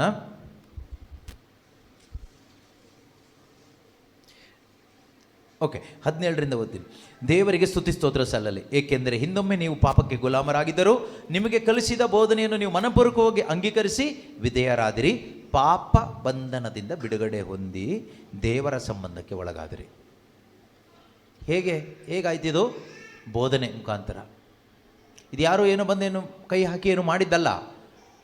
ನಿಮಗೆ ಬೋಧಿಸಲಾದಂಥ ಶಿಲುಬೆಯ ಸಂದೇಶ, ಶುಭ ಸಂದೇಶದ ಮುಖಾಂತರವಾಗಿ ಅದನ್ನು ನೀವು ಅಂಗೀಕರಿಸಿದ್ರಿ. ಅದನ್ನು ನೀವೇನು ಮಾಡಿದ್ರಿ? ಅಂಗೀಕರಿಸಿದ್ರಿ. You have accepted that. ನೀವು ಅದನ್ನು ಸ್ವೀಕಾರ ಮಾಡಿದ್ರಿ. ನಿಮ್ಮಲ್ಲಿ ಯಾರದನ್ನು ಯಾರಿಗೆಲ್ಲ ಸ್ವೀಕಾರ ಮಾಡಲಿಕ್ಕೆ ಆಗ್ತಾ ಇದೆಯೋ ನಿಮ್ಮ ಒಳಗಡೆ ಏನು ಸಿಗುತ್ತೆ? ಈ ಜೀವ ಸಿಗುತ್ತೆ. ಸ್ವೀಕಾರ ಮಾಡದಿದ್ದವನಿಗೆ ಈ ಜೀವ ಇಲ್ಲ, ಈ ಬೆಳಕಿಲ್ಲ. ಕ್ರಿಸ್ತ ನಮ್ಮ ಒಳಗಡೆ ಬರೋದಿಲ್ಲ. ಯಾರು ಈ ಸಂದೇಶವನ್ನು ಸ್ವೀಕಾರ ಮಾಡ್ತಿರೋ, ಶಿಲುಬೆಯ ಸಂದೇಶವನ್ನು, ನಿಮ್ಮ ಒಳಗಡೆ ಏನು ಬರುತ್ತೆ? ಬೆಳಕು ಬರುತ್ತೆ. ಯೇಸು ಬರ್ತಾರೆ, ಬೆಳಕು ಬರುತ್ತೆ. ಅದೀಗ ಬರ್ಬೋದು, ಇನ್ನೊಂದು ಸಮಯದಲ್ಲಿ ಬರ್ಬೋದು, ಬಟ್ ಆ ಬೆಳಕು ಬರುತ್ತೆ. ಬರೋದೊಂದು ಗ್ಯಾರಂಟಿ. ಯಾಕೆಂದರೆ ದೇವರ ಬಾಯಿಂದ ಹೊರಟು ಬಂದ ಮಾತು ಅವರ ಇಷ್ಟಾರ್ಥವನ್ನು ನೆರವೇರಿಸದ ಹೊರತು ವ್ಯರ್ಥವಾಗಿ ಹಿಂತಿರುಗಿ ಬರೋದಿಲ್ಲ. ದೇವರ ಬಾಯಿಂದ ಹೊರಟು ಬಂದ ಮಾತು ಇದೆಯಲ್ವಾ, ಅವರ ಸಂದೇಶ, ಅದು ಕೆಲಸ ಮಾಡದೆ ವಾಪಸ್ ಬರೋದಿಲ್ಲ. ಅದು ಕೆಲಸ ಮಾಡೇ ಮಾಡುತ್ತೆ. ಅದು ಯಾವಾಗ ಮಾಡುತ್ತೆ ಅಂತ ದೇವರು ನಿಶ್ಚಯಿಸಿದ ಸಮಯದಲ್ಲಿ ಅದು ಮಾಡೇ ಮಾಡುತ್ತೆ. ಅದು ನನ್ನಲ್ಲಿ ಆಗಬೇಕು ದೇವರೇ ಅಂತ ನೀವು ಬಯಸಿ, ನೀವು ಅದಕ್ಕಾಗಿ ಹುಡುಕಿ, ಅದಕ್ಕಾಗಿ ತವಕ ಪಡಿ. ದೇವರು ಹೇಳಿದ್ದು ನಾವು ಮಾಡಿದರೆ ಸಾಕು, ಇದು ನಮ್ಮಿಂದ ಆಗುತ್ತೆ. ಹುಡುಕಿರಿ, ಹುಡುಕ್ಲಿಕ್ಕಾಗುತ್ತೆ. ತಟ್ಟಿರಿ, ತಟ್ಟಲಿಕ್ಕಾಗುತ್ತೆ. ಕೇಳಿರಿ, ಕೇಳಲಿಕ್ಕಾಗುತ್ತೆ. ಆದರೆ ನಾವು ಕೆಲವೊಮ್ಮೆ ವಂಚನೆಗೊಳಗಾಗಿ ದೇವರಿಗೆಲ್ಲ ಗೊತ್ತು, ದೇವ್ರ ಟೈಮಲ್ಲಿ ಎಲ್ಲ ಆಗೋದು ಅಂತ ಕಂಬಳಿ ಹಾಕೊಂಡು ಮಲ್ಕೊಂಡ್ರೆ ಸೋಂಬೇರಿಗಳಾದರೆ ಸೈತಾನನ ವಂಚನೆಗೊಳಗಾಗಿ ಆತ್ಮ ನಷ್ಟಪಡಿಸ್ಕೊಳ್ಳೋ ಸಾಧ್ಯತೆ ಇದೆ. ಇದು ಆಗಬಾರ್ದು. ಅಂದರೆ ಇಲ್ಲಿ ವಾಕ್ಯ ಹೇಳುತ್ತೆ, ದೇವರಿಗೆ ಸ್ತೋತ್ರ, ಈಗ ನಾವು ಯಾವ ಬಂಧನದಿಂದ ಬಿಡುಗಡೆ ಹೊಂದಿದ್ದೇವೆ? ಪಾಪ ಬಂಧನದಿಂದ ಬಿಡುಗಡೆ ಹೊಂದಿದ್ದೇವೆ. ಈಗ ನಾವು ಯಾವ ಸಂಬಂಧಕ್ಕೊಳಗಾಗಿದ್ದೀವಿ? ದೇವರ ಸಂಬಂಧಕ್ಕೊಳಗಾಗಿದ್ದೀವಿ. ಎಲ್ಲಿಂದ ಬಂದಿದ್ದು? ಶಿಲುಬೆಯಿಂದ. ಪ್ರಾರಂಭ ಆಗಿದೆ ಎಲ್ಲಿಂದ? ಶಿಲುಬೆಯಿಂದ. ನಾವೆಷ್ಟೋ ಶಿಲುಬೆ ಹಾದಿ ಮಾಡಿದ್ದೀವಿ. ಇದು ನಮ್ಮಲ್ಲಿ ಆಗಿದೆಯಾ? ನಮ್ಮ ಜೀವನದಲ್ಲಿ ಈ ಕಾರ್ಯ ನೆರವೇರಿದೆಯಾ? ನೆರವೇರಿದರೆ ಅದರ ರಿಸಲ್ಟ್ ನೋಡಿ ಎಷ್ಟು ಚೆನ್ನಾಗಿದೆ ಅಂದರೆ, 21ನೇ ವಾಕ್ಯ, ಯಾವ ಕೃತ್ಯಗಳ ವಿಷಯದಲ್ಲಿ ನೀವು ಈಗ ನಾಚಿಕೆ ಪಡುತ್ತೀರೋ ಅವುಗಳನ್ನು ನೀವು ಹಿಂದೆ ಮಾಡುತ್ತಾ ಬಂದಿರಿ. ಅವುಗಳಿಂದ ನಿಮಗೆ ದೊರೆತ ಪ್ರತಿಫಲವಾದರೂ ಏನು? ಮೃತ್ಯು. ಮೃತ್ಯುವೇ ಅವುಗಳ ಅಂತಿಮ ಫಲ. ಆದರೆ ನೀವು ಪಾಪದಿಂದ ಬಿಡುಗಡೆ ಹೊಂದಿರುವಿರಿ. ಆದರೆ ನೀವೀಗ ಪಾಪದಿಂದ ಬಿಡುಗಡೆ ಹೊಂದಿರುವಿರಿ. ಹೇಗೆ ಪಾಪದಿಂದ ಬಿಡುಗಡೆ ಹೊಂದಿದಿರಿ? ಪಾಪದಿಂದ ಹೇಗೆ ಬಿಡುಗಡೆ ಹೊಂದಿದ್ದೀರಿ? ಕ್ರಿಸ್ತ ಯೇಸುವಿನ ಶಿಲುಬೆ ಮರಣದ ಮೂಲಕ ಯಾರಿಗೆ ಬಿಡುಗಡೆ ಸಿಕ್ತು? ನಮಗೆ ಬಿಡುಗಡೆ ಸಿಕ್ತು. ನಾವೇನು ಮಾಡಿಲ್ಲ. ನಾವೇನು ಹೋಗಿ ಸ್ವಾಮಿ ನಾನು ಪಾಪಿ ಪಾಪಿ ಪಾಪಿ ಪಾಪಿ ನನಗೆ ಬಿಡುಗಡೆ ಮಾಡಿ ಅಂತ ಹೇಳಿದ್ರಿಂದ ಬಿಡುಗಡೆ ಸಿಕ್ಕಿದ್ದಲ್ಲ. ಆ ರೀತಿ ಸಿಗೋದೂ ಇಲ್ಲ. ನಮಗೆ ಹೇಗೆ ಬಿಡುಗಡೆ ಸಿಕ್ತು ಕೇಳಿದರೆ, ಕ್ರಿಸ್ತ ಯೇಸುವಿನ ಶಿಲುಬೆ ಮರಣದಿಂದ. ಯೇಸು ನನ್ನ ಮರಣವನ್ನು ತಮ್ಮ ದೇಹದಲ್ಲಿ ಹೊತ್ತುಕೊಂಡು ಶಿಲುಬೆಗೆ ನನ್ನನ್ನು ಜಡಿದ್ರಿಂದ ನಾನು ಯೇಸು ಕ್ರಿಸ್ತನ ದೇಹದ ಮುಖಾಂತರ ಶಿಲುಬೆಗೆ ಜಡಿಯಲ್ಪಟ್ಟು ಲೋಕದ ಪಾಲಿಗೆ ಸತ್ತೆ, ನನ್ನ ಪಾಲಿಗೆ ಲೋಕನು ಸತ್ತೋಯ್ತು. ಏನೂ ಇಲ್ಲ. ಪೌಲರು ಹೇಳ್ತಾರೆ, ಇನ್ನು ಮುಂದೆ ಜೀವಿಸೋದು ನಾನಲ್ಲ, ನಾನು ಸತ್ತೆ. I am no more, I am dead, buried. ಈಗ ಜೀವಿಸೋದು ಕ್ರಿಸ್ತ ಯೇಸು ನನ್ನಲ್ಲಿ ಜೀವಿಸ್ತಾ ಇದ್ದಾರೆ. ಮೊದಲು ನಾನು ಜೀವಿಸ್ತಾ ಇದ್ದೆ, ಆಗ ನನಗಿಷ್ಟ ಇರೋದನ್ನಲ್ಲೇ ಮಾಡ್ತಾ ಇದ್ದೆ. ಈಗ ದೇವರಿಗಿಷ್ಟ ಇರೋದನ್ನು ಮಾಡಲಿಕ್ಕೆ ಪ್ರಾರಂಭ ಮಾಡುವಾಗ ಕೆಲವೊಮ್ಮೆ ಹಿಂದೆ ನಮಗಿಷ್ಟ ಇರೋದನ್ನು ಮಾಡಲಿಕ್ಕೆ ಚಾನ್ಸ್ ಸಿಕ್ಕಿದ್ರೆ ಏನಾಗುತ್ತೆ? ಈಗ ನಮ್ಗೆ ಅಸಹ್ಯ ಆಗುತ್ತೆ. ಈಗ ನಮಗದು ಮಾಡಲಿಕ್ಕೆ ಏನಾಗುತ್ತೆ? ಅಸಹ್ಯ ಆಗುತ್ತೆ. ಹಿಂದೊಮ್ಮೆ ನಾವು ಅದನ್ನು ಮಾಡ್ತಾಯಿದ್ವಿ, ಇಷ್ಟಪಟ್ಟು ಮಾಡ್ತಾಯಿದ್ವಿ, ಇಷ್ಟಪಟ್ಟು ಮಾಡ್ತಾಯಿದ್ವಿ. ಆದರೆ ಈಗ ಆ ರೀತಿ ಮಾಡಲಿಕ್ಕೆ ನಮಗೆ ಏನಾಗುತ್ತೆ? ಅಸಹ್ಯ ಆಗುತ್ತೆ. ಕಾರಣ ಏನು? ಈಗ ಜೀವಿಸ್ತಾ ಇರೋದು ನಾನಲ್ಲ. ಅವಾಗ ಯಾರು ಜೀವಿಸ್ತಾ ಇದ್ದಿದ್ದು? ಆಗ ನಾನು ಜೀವಿಸ್ತಾ ಇದ್ದೆ, ನನ್ನ ಇಚ್ಛೆ. ಈಗ ಜೀವಿಸ್ತಾ ಇರೋದು ನಾನು ಅಲ್ಲದೆ ಇರೋದ್ರಿಂದ ಮಾಡಲಿಕ್ಕೆ ಏನಾಗುತ್ತೆ? ನಮಗೆ ಅಸಹ್ಯ ಆಗುತ್ತೆ. ಆದರೆ ನೀವು ಪಾಪದಿಂದ ಬಿಡುಗಡೆ ಹೊಂದಿರುವಿರಿ, ದೇವರಿಗೆ ದಾಸರಾಗಿರುವಿರಿ. ಇದರಿಂದ ನಿಮಗೆ ಸಿಕ್ಕಿರುವ ಪ್ರತಿಫಲ, ದಿಸ್ ಈಸ್ ವೆರಿ ಇಂಪಾರ್ಟೆಂಟ್. ನೀವು ನಿಜವಾಗಲೂ ಯೇಸು ಕ್ರಿಸ್ತನಲ್ಲಿ ಇದ್ದೀರಿ. ಆ ಶಿಲುಬೆ ಮರಣದ ಮುಖಾಂತರವಾಗಿ ನಿಮ್ಗೆ ಹೊಸ ಜೀವ ಸಿಕ್ಕಿದೆ. ಈಗ ನನ್ನೊಳಗಡೆ ಕ್ರಿಸ್ತನು ಜೀವಿಸ್ತಾ ಇದ್ದಾನೆ, ನನ್ನೊಳಗಡೆ ಬೆಳಕು ಬಂದಿದೆ ಅಂತ ನಿಮಗೆ ಗ್ಯಾರಂಟಿ ಇದ್ದರೆ, ದಿಸ್ ಇಸ್ ದ ರಿಸಲ್ಟ್. ಇದರಿಂದ ನಿಮಗೆ ಸಿಕ್ಕಿರುವ ಪ್ರತಿಫಲ ಪರಿಶುದ್ಧ ಜೀವನ, ಅಂತಿಮವಾಗಿ ಅಮರ ಜೀವನ. But now that you have been freed from sin and enslaved to God, the advantage you get is sanctification, ಪವಿತ್ರೀಕರಣದ ಜೀವನ. That is the advantage. ಈ ಅಡ್ವಾಂಟೇಜ್ ಒಂದು ದೊಡ್ಡ blessing. This life of sanctification is a blessing from God, because that is not my life. That's the life of God. God is living through me. Holy Spirit is living through us. ಪವಿತ್ರಾತ್ಮ ನನ್ನ ಮುಖಾಂತರ ಜೀವಿಸುವಂಥದ್ದು sanctification, ಪವಿತ್ರೀಕರಣ. ನಾನು ಪವಿತ್ರ ಆಗೋದಲ್ಲ, ನನಗೆ ಪವಿತ್ರ ಆಗ್ಲಿಕ್ಕೆ ಆಗೋದಿಲ್ಲ. ಪವಿತ್ರಾತ್ಮ ನನ್ನ ಮುಖಾಂತರ ಜೀವಿಸುವಂಥ ಜೀವನ ಇದೆಯಲ್ಲ, ಅದೇ ಪವಿತ್ರೀಕರಣದ ಜೀವನ. ಅದರ ಅಂತಿಮ ಫಲನೇ ಅಮರ ಜೀವ. The end is eternal life. ಎಷ್ಟೊಂದು ಅದ್ಭುತ ಶಿಲುಬೆ ಮರಣದ ಮುಖಾಂತರವಾಗಿ ದೇವರು ನನ್ನ ಜೀವನದಲ್ಲಿ ಮಾಡಿದ್ದಾರೆ, ನನಗೋಸ್ಕರ ಮಾಡಿದ್ದಾರೆ. ಈ ಅದ್ಭುತನೇ ನಾವು ಪಡ್ಕೋಬೇಕಾಗಿರೋದು. ಈ ಅದ್ಭುತನೇ ಕ್ರೈಸ್ತ ಜೀವನ. ಪ್ರಾರ್ಥಿಸೋಣ. ಒಳ್ಳೆಯ ದೇವರೇ, ನೀವು ನಮಗೆ ತಂದು ಕೊಟ್ಟಂಥ ಅದ್ಭುತಕರವಾದ ಜೀವಿತಕ್ಕಾಗಿ ನಿಮಗೆ ಸ್ತೋತ್ರ ಮಾಡ್ತಾ ಇದ್ದೇವೆ. ಯೇಸು ಕ್ರಿಸ್ತನ ಆ ಶಿಲುಬೆ ಮರಣ ನಮಗೆ ಹೊಸ ಜೀವ ತಂದುಕೊಟ್ಟಿದೆ. ನಮ್ಮಲ್ಲಿದ್ದಂಥ ಪಾಪದ ಮರಣವನ್ನು ನಾಶ ಮಾಡಿ ಅಮರ ಜೀವವನ್ನು ತಂದುಕೊಟ್ಟಂತಹ ಕ್ರಿಸ್ತ ಯೇಸುವಿನ ಶಿಲುಬೆ ಮರಣಕ್ಕಾಗಿ ಪಿತನೇ ನಾವು ನಿಮಗೆ ಸ್ತುತಿ ಸ್ತೋತ್ರ ಸಲ್ಲಿಸ್ತಾ ಇದ್ದೇವೆ, ನಿಮಗೆ ವಂದನೆಯನ್ನು ಸಲ್ಲಿಸ್ತಾ ಇದ್ದೇವೆ. ಇಂದು ನಮಗೆ ಹೆಚ್ಚಳ ಪಡಲಿಕ್ಕಾಗಿ ಇರತಕ್ಕಂಥದ್ದು ಒಂದೇ, ಅದು ಯೇಸುವಿನ ಶಿಲುಬೆ ಮರಣ. ಒಂದು ವೇಳೆ ಯೇಸು ಕ್ರಿಸ್ತನ ಶಿಲುಬೆ ಮರಣ ಸಂಭವಿಸದೆ ಹೋಗಿದ್ದಿದ್ದರೆ, ನಾವು ಎಷ್ಟೇ ಪುಣ್ಯ ಕಾರ್ಯಗಳನ್ನು ಮಾಡಿದ್ದರೂ, ನಾವೆಷ್ಟೇ ಒಳ್ಳೆಯವರಾಗಿ ಜೀವಿಸಿದರೂ ಕೂಡ ನಾವು ಪಾಪದಲ್ಲೇ ಇದ್ದು ಒಂದು ದಿನ ಸತ್ತು ನರಕದ ನಿತ್ಯಾಗ್ನಿಗೆ ಹೋಗಿ ದೇವರ ಕೋಪಾಗ್ನಿಗೆ ನಾವು ಒಳಗಾಗ್ತಾ ಇದ್ವಿ. ಆದರೆ ಅಪ್ಪ ಪಿತನೇ, ನಿಮ್ಮ ಏಕೈಕ ಪುತ್ರ, ನಮ್ಮ ಕರ್ತನು ರಕ್ಷಕನೂ ಆದ ಯೇಸು ಕ್ರಿಸ್ತನನ್ನು ಶಿಲುಬೆ ಮರಣಕ್ಕೆ ನೀವು ಒಳಪಡಿಸುವುದರ ಮುಖಾಂತರ ನಮ್ಮನ್ನು ನೀವು ರಕ್ಷಣೆ ಮಾಡಿದ್ದೀರಿ ಅಪ್ಪ. ನಮ್ಮ ಮೇಲೆ ನಿಮಗಿರುವ ಪ್ರೀತಿಯನ್ನು ಪುತ್ರನ ಮರಣದ ಮುಖಾಂತರ ನೀವು ತಿಳಿಯಪಡಿಸಿ ಕೊಟ್ಟಿದ್ದೀರಿ ಅಪ್ಪ. ಈ ಪ್ರೀತಿಯ ಅರಿವು, ಅನುಭವ ಪ್ರತಿಯೊಂದು ಮಕ್ಕಳ ಹೃದಯದಲ್ಲೂ ನಿನ್ನ ಪವಿತ್ರಾತ್ಮನ ಮುಖಾಂತರ ಉಂಟಾಗಲಿ ಅಪ್ಪ. ಮನೋನೇತ್ರಗಳು ತೆರೆಯಲ್ಪಟ್ಟು ಶಿಲುಬೆಯ ಆ ರಹಸ್ಯ ಪ್ರತಿಯೊಬ್ಬರಲ್ಲಿ ಪ್ರಕಟವಾಗಲಿ ಯೇಸು ನಾಮದಲ್ಲಿ. ಆ ಶಿಲುಬೆ ಮರಣದಲ್ಲಿ ಯೇಸು ಕ್ರಿಸ್ತನು ನನ್ನ ಬದಲಿಗೆ ಸತ್ತಿದ್ದಾರೆ. ನನ್ನ ಬದಲಿಗೆ ನನ್ನ ಪಾಪದ ಸಂಬಳ ಯೇಸು ತೆಗೆದುಕೊಂಡಿದ್ದಾರೆ. ನನ್ನ ಬದಲಿಗೆ ಪಾಪ ಸ್ವರೂಪಿಯಾಗಿದ್ದಾರೆ, ನನ್ನ ಬದಲಿಗೆ ಶಾಪ ಸ್ವರೂಪಿಯಾಗಿದ್ದಾರೆ. ನನ್ನನ್ನು ರಕ್ಷಣೆ ಮಾಡುವುದಕ್ಕಾಗಿ, ಬಿಡುಗಡೆ ಮಾಡುವುದಕ್ಕಾಗಿ, ಒಂದು ಸ್ವತಂತ್ರವನ್ನು ಕೊಡುವುದಕ್ಕೋಸ್ಕರ, ನೂತನವಾದ ಜೀವನವನ್ನು ನನಗೆ ಕೊಡುವುದಕ್ಕೋಸ್ಕರ ದೇವರೇ, ಇದಕ್ಕಾಗಿ ಸ್ತೋತ್ರ ಅಪ್ಪ. Thank you Jesus. ಹಾಲೆಲೂಯಾ. ಯೇಸುವೇ, ಸ್ತೋತ್ರ ಸ್ತೋತ್ರ ಸ್ತೋತ್ರ. ನಿಮ್ಮ ಮಹಾ ತ್ಯಾಗಕ್ಕಾಗಿ ಸ್ತೋತ್ರ. ಆ ಶಿಲುಬೆಯ ಮರಣಕ್ಕಾಗಿ ಸ್ತೋತ್ರ. ಶಿಲುಬೆಯ ಮರಣದ ಮುಖಾಂತರ ತಂದು ಕೊಟ್ಟಂತಹ ನೂತನ ಜೀವಕ್ಕಾಗಿ ಸ್ತೋತ್ರ. ಇಂದು ಜೀವಿಸುವುದು ನಾನಲ್ಲ ಯೇಸುವೇ, ನೀವು ನನ್ನಲ್ಲಿ ಜೀವಿಸ್ತಾ ಇದ್ದೀರಿ. ಅದಕ್ಕಾಗಿ ಸ್ತೋತ್ರ ಅಪ್ಪ, ಸ್ತೋತ್ರ ಅಪ್ಪ, ಸ್ತೋತ್ರ ಅಪ್ಪ. ಯೇಸುವೇ, ವಂದನೆ ವಂದನೆ ವಂದನೆ. ಪವಿತ್ರಾತ್ಮನೇ ಸ್ತೋತ್ರ. ಒಳ್ಳೆಯ ದೇವರೇ ಸ್ತೋತ್ರ. ಸರ್ವಶಕ್ತನೇ ಸ್ತೋತ್ರ ಅಪ್ಪ, ಸ್ತೋತ್ರ ಅಪ್ಪ, ಸ್ತೋತ್ರ ಅಪ್ಪ, ಸ್ತೋತ್ರ ತಂದೆಯೇ. ಪವಿತ್ರಾತ್ಮನೇ ಸ್ತೋತ್ರ. ನಮ್ಮಲ್ಲಿ ಕಾರ್ಯ ಮಾಡಿದಕ್ಕಾಗಿ ಸ್ತೋತ್ರ. ತಂದೆಯಾದ ದೇವರೇ, ಯೇಸು ಕ್ರಿಸ್ತನ ಮುಖಾಂತರ ಮಾಡಿದ ಎಲ್ಲ ಉಪಕಾರಗಳಿಗಾಗಿ, ನಿತ್ಯ ಜೀವಕ್ಕಾಗಿ, ಅಮರ ಜೀವಕ್ಕಾಗಿ, ಹೊಸ ಜನ್ಮಕ್ಕಾಗಿ, ಆತ್ಮಿಕ ಜನ್ಮಕ್ಕಾಗಿ, ನಮ್ಮ ಜೀವಿತದಲ್ಲಿದ್ದ ಕತ್ತಲೆಯನ್ನು ತೆಗೆದುಹಾಕಿ ನಮ್ಮನ್ನು ಕೂಡ ಬೆಳಕಾಗಿ ಮಾರ್ಪಡಿಸಿದಕ್ಕಾಗಿ ಯೇಸು ಕ್ರಿಸ್ತರ ಮುಖಾಂತರ ಬೆಳಕಾದ ದೇವರೇ, ನಮ್ಮ ತಂದೆಯಾದವರೇ, ನಿಮಗೆ ಕೃತಜ್ಞತೆಯನ್ನು ಸಲ್ಲಿಸ್ತಾ ಪ್ರಾರ್ಥಿಸ್ತಾ ಇದ್ದೇವೆ. ಆಮೇನ್. ಯೇಸು ಕ್ರಿಸ್ತರೇ ನಮ್ಮ ಪ್ರಭು, ಇಂದಿಗೂ ಎಂದೆಂದಿಗೂ ರಾಜ್ಯಭಾರವು, ಅಧಿಕಾರವು, ಮಹಿಮೆಯು ಸದಾಕಾಲಕ್ಕೂ ತ್ರಿಯೇಕ ದೇವರಿಗೆ ಮಾತ್ರ ಸಲ್ಲಲಿ. ಆಮೇನ್.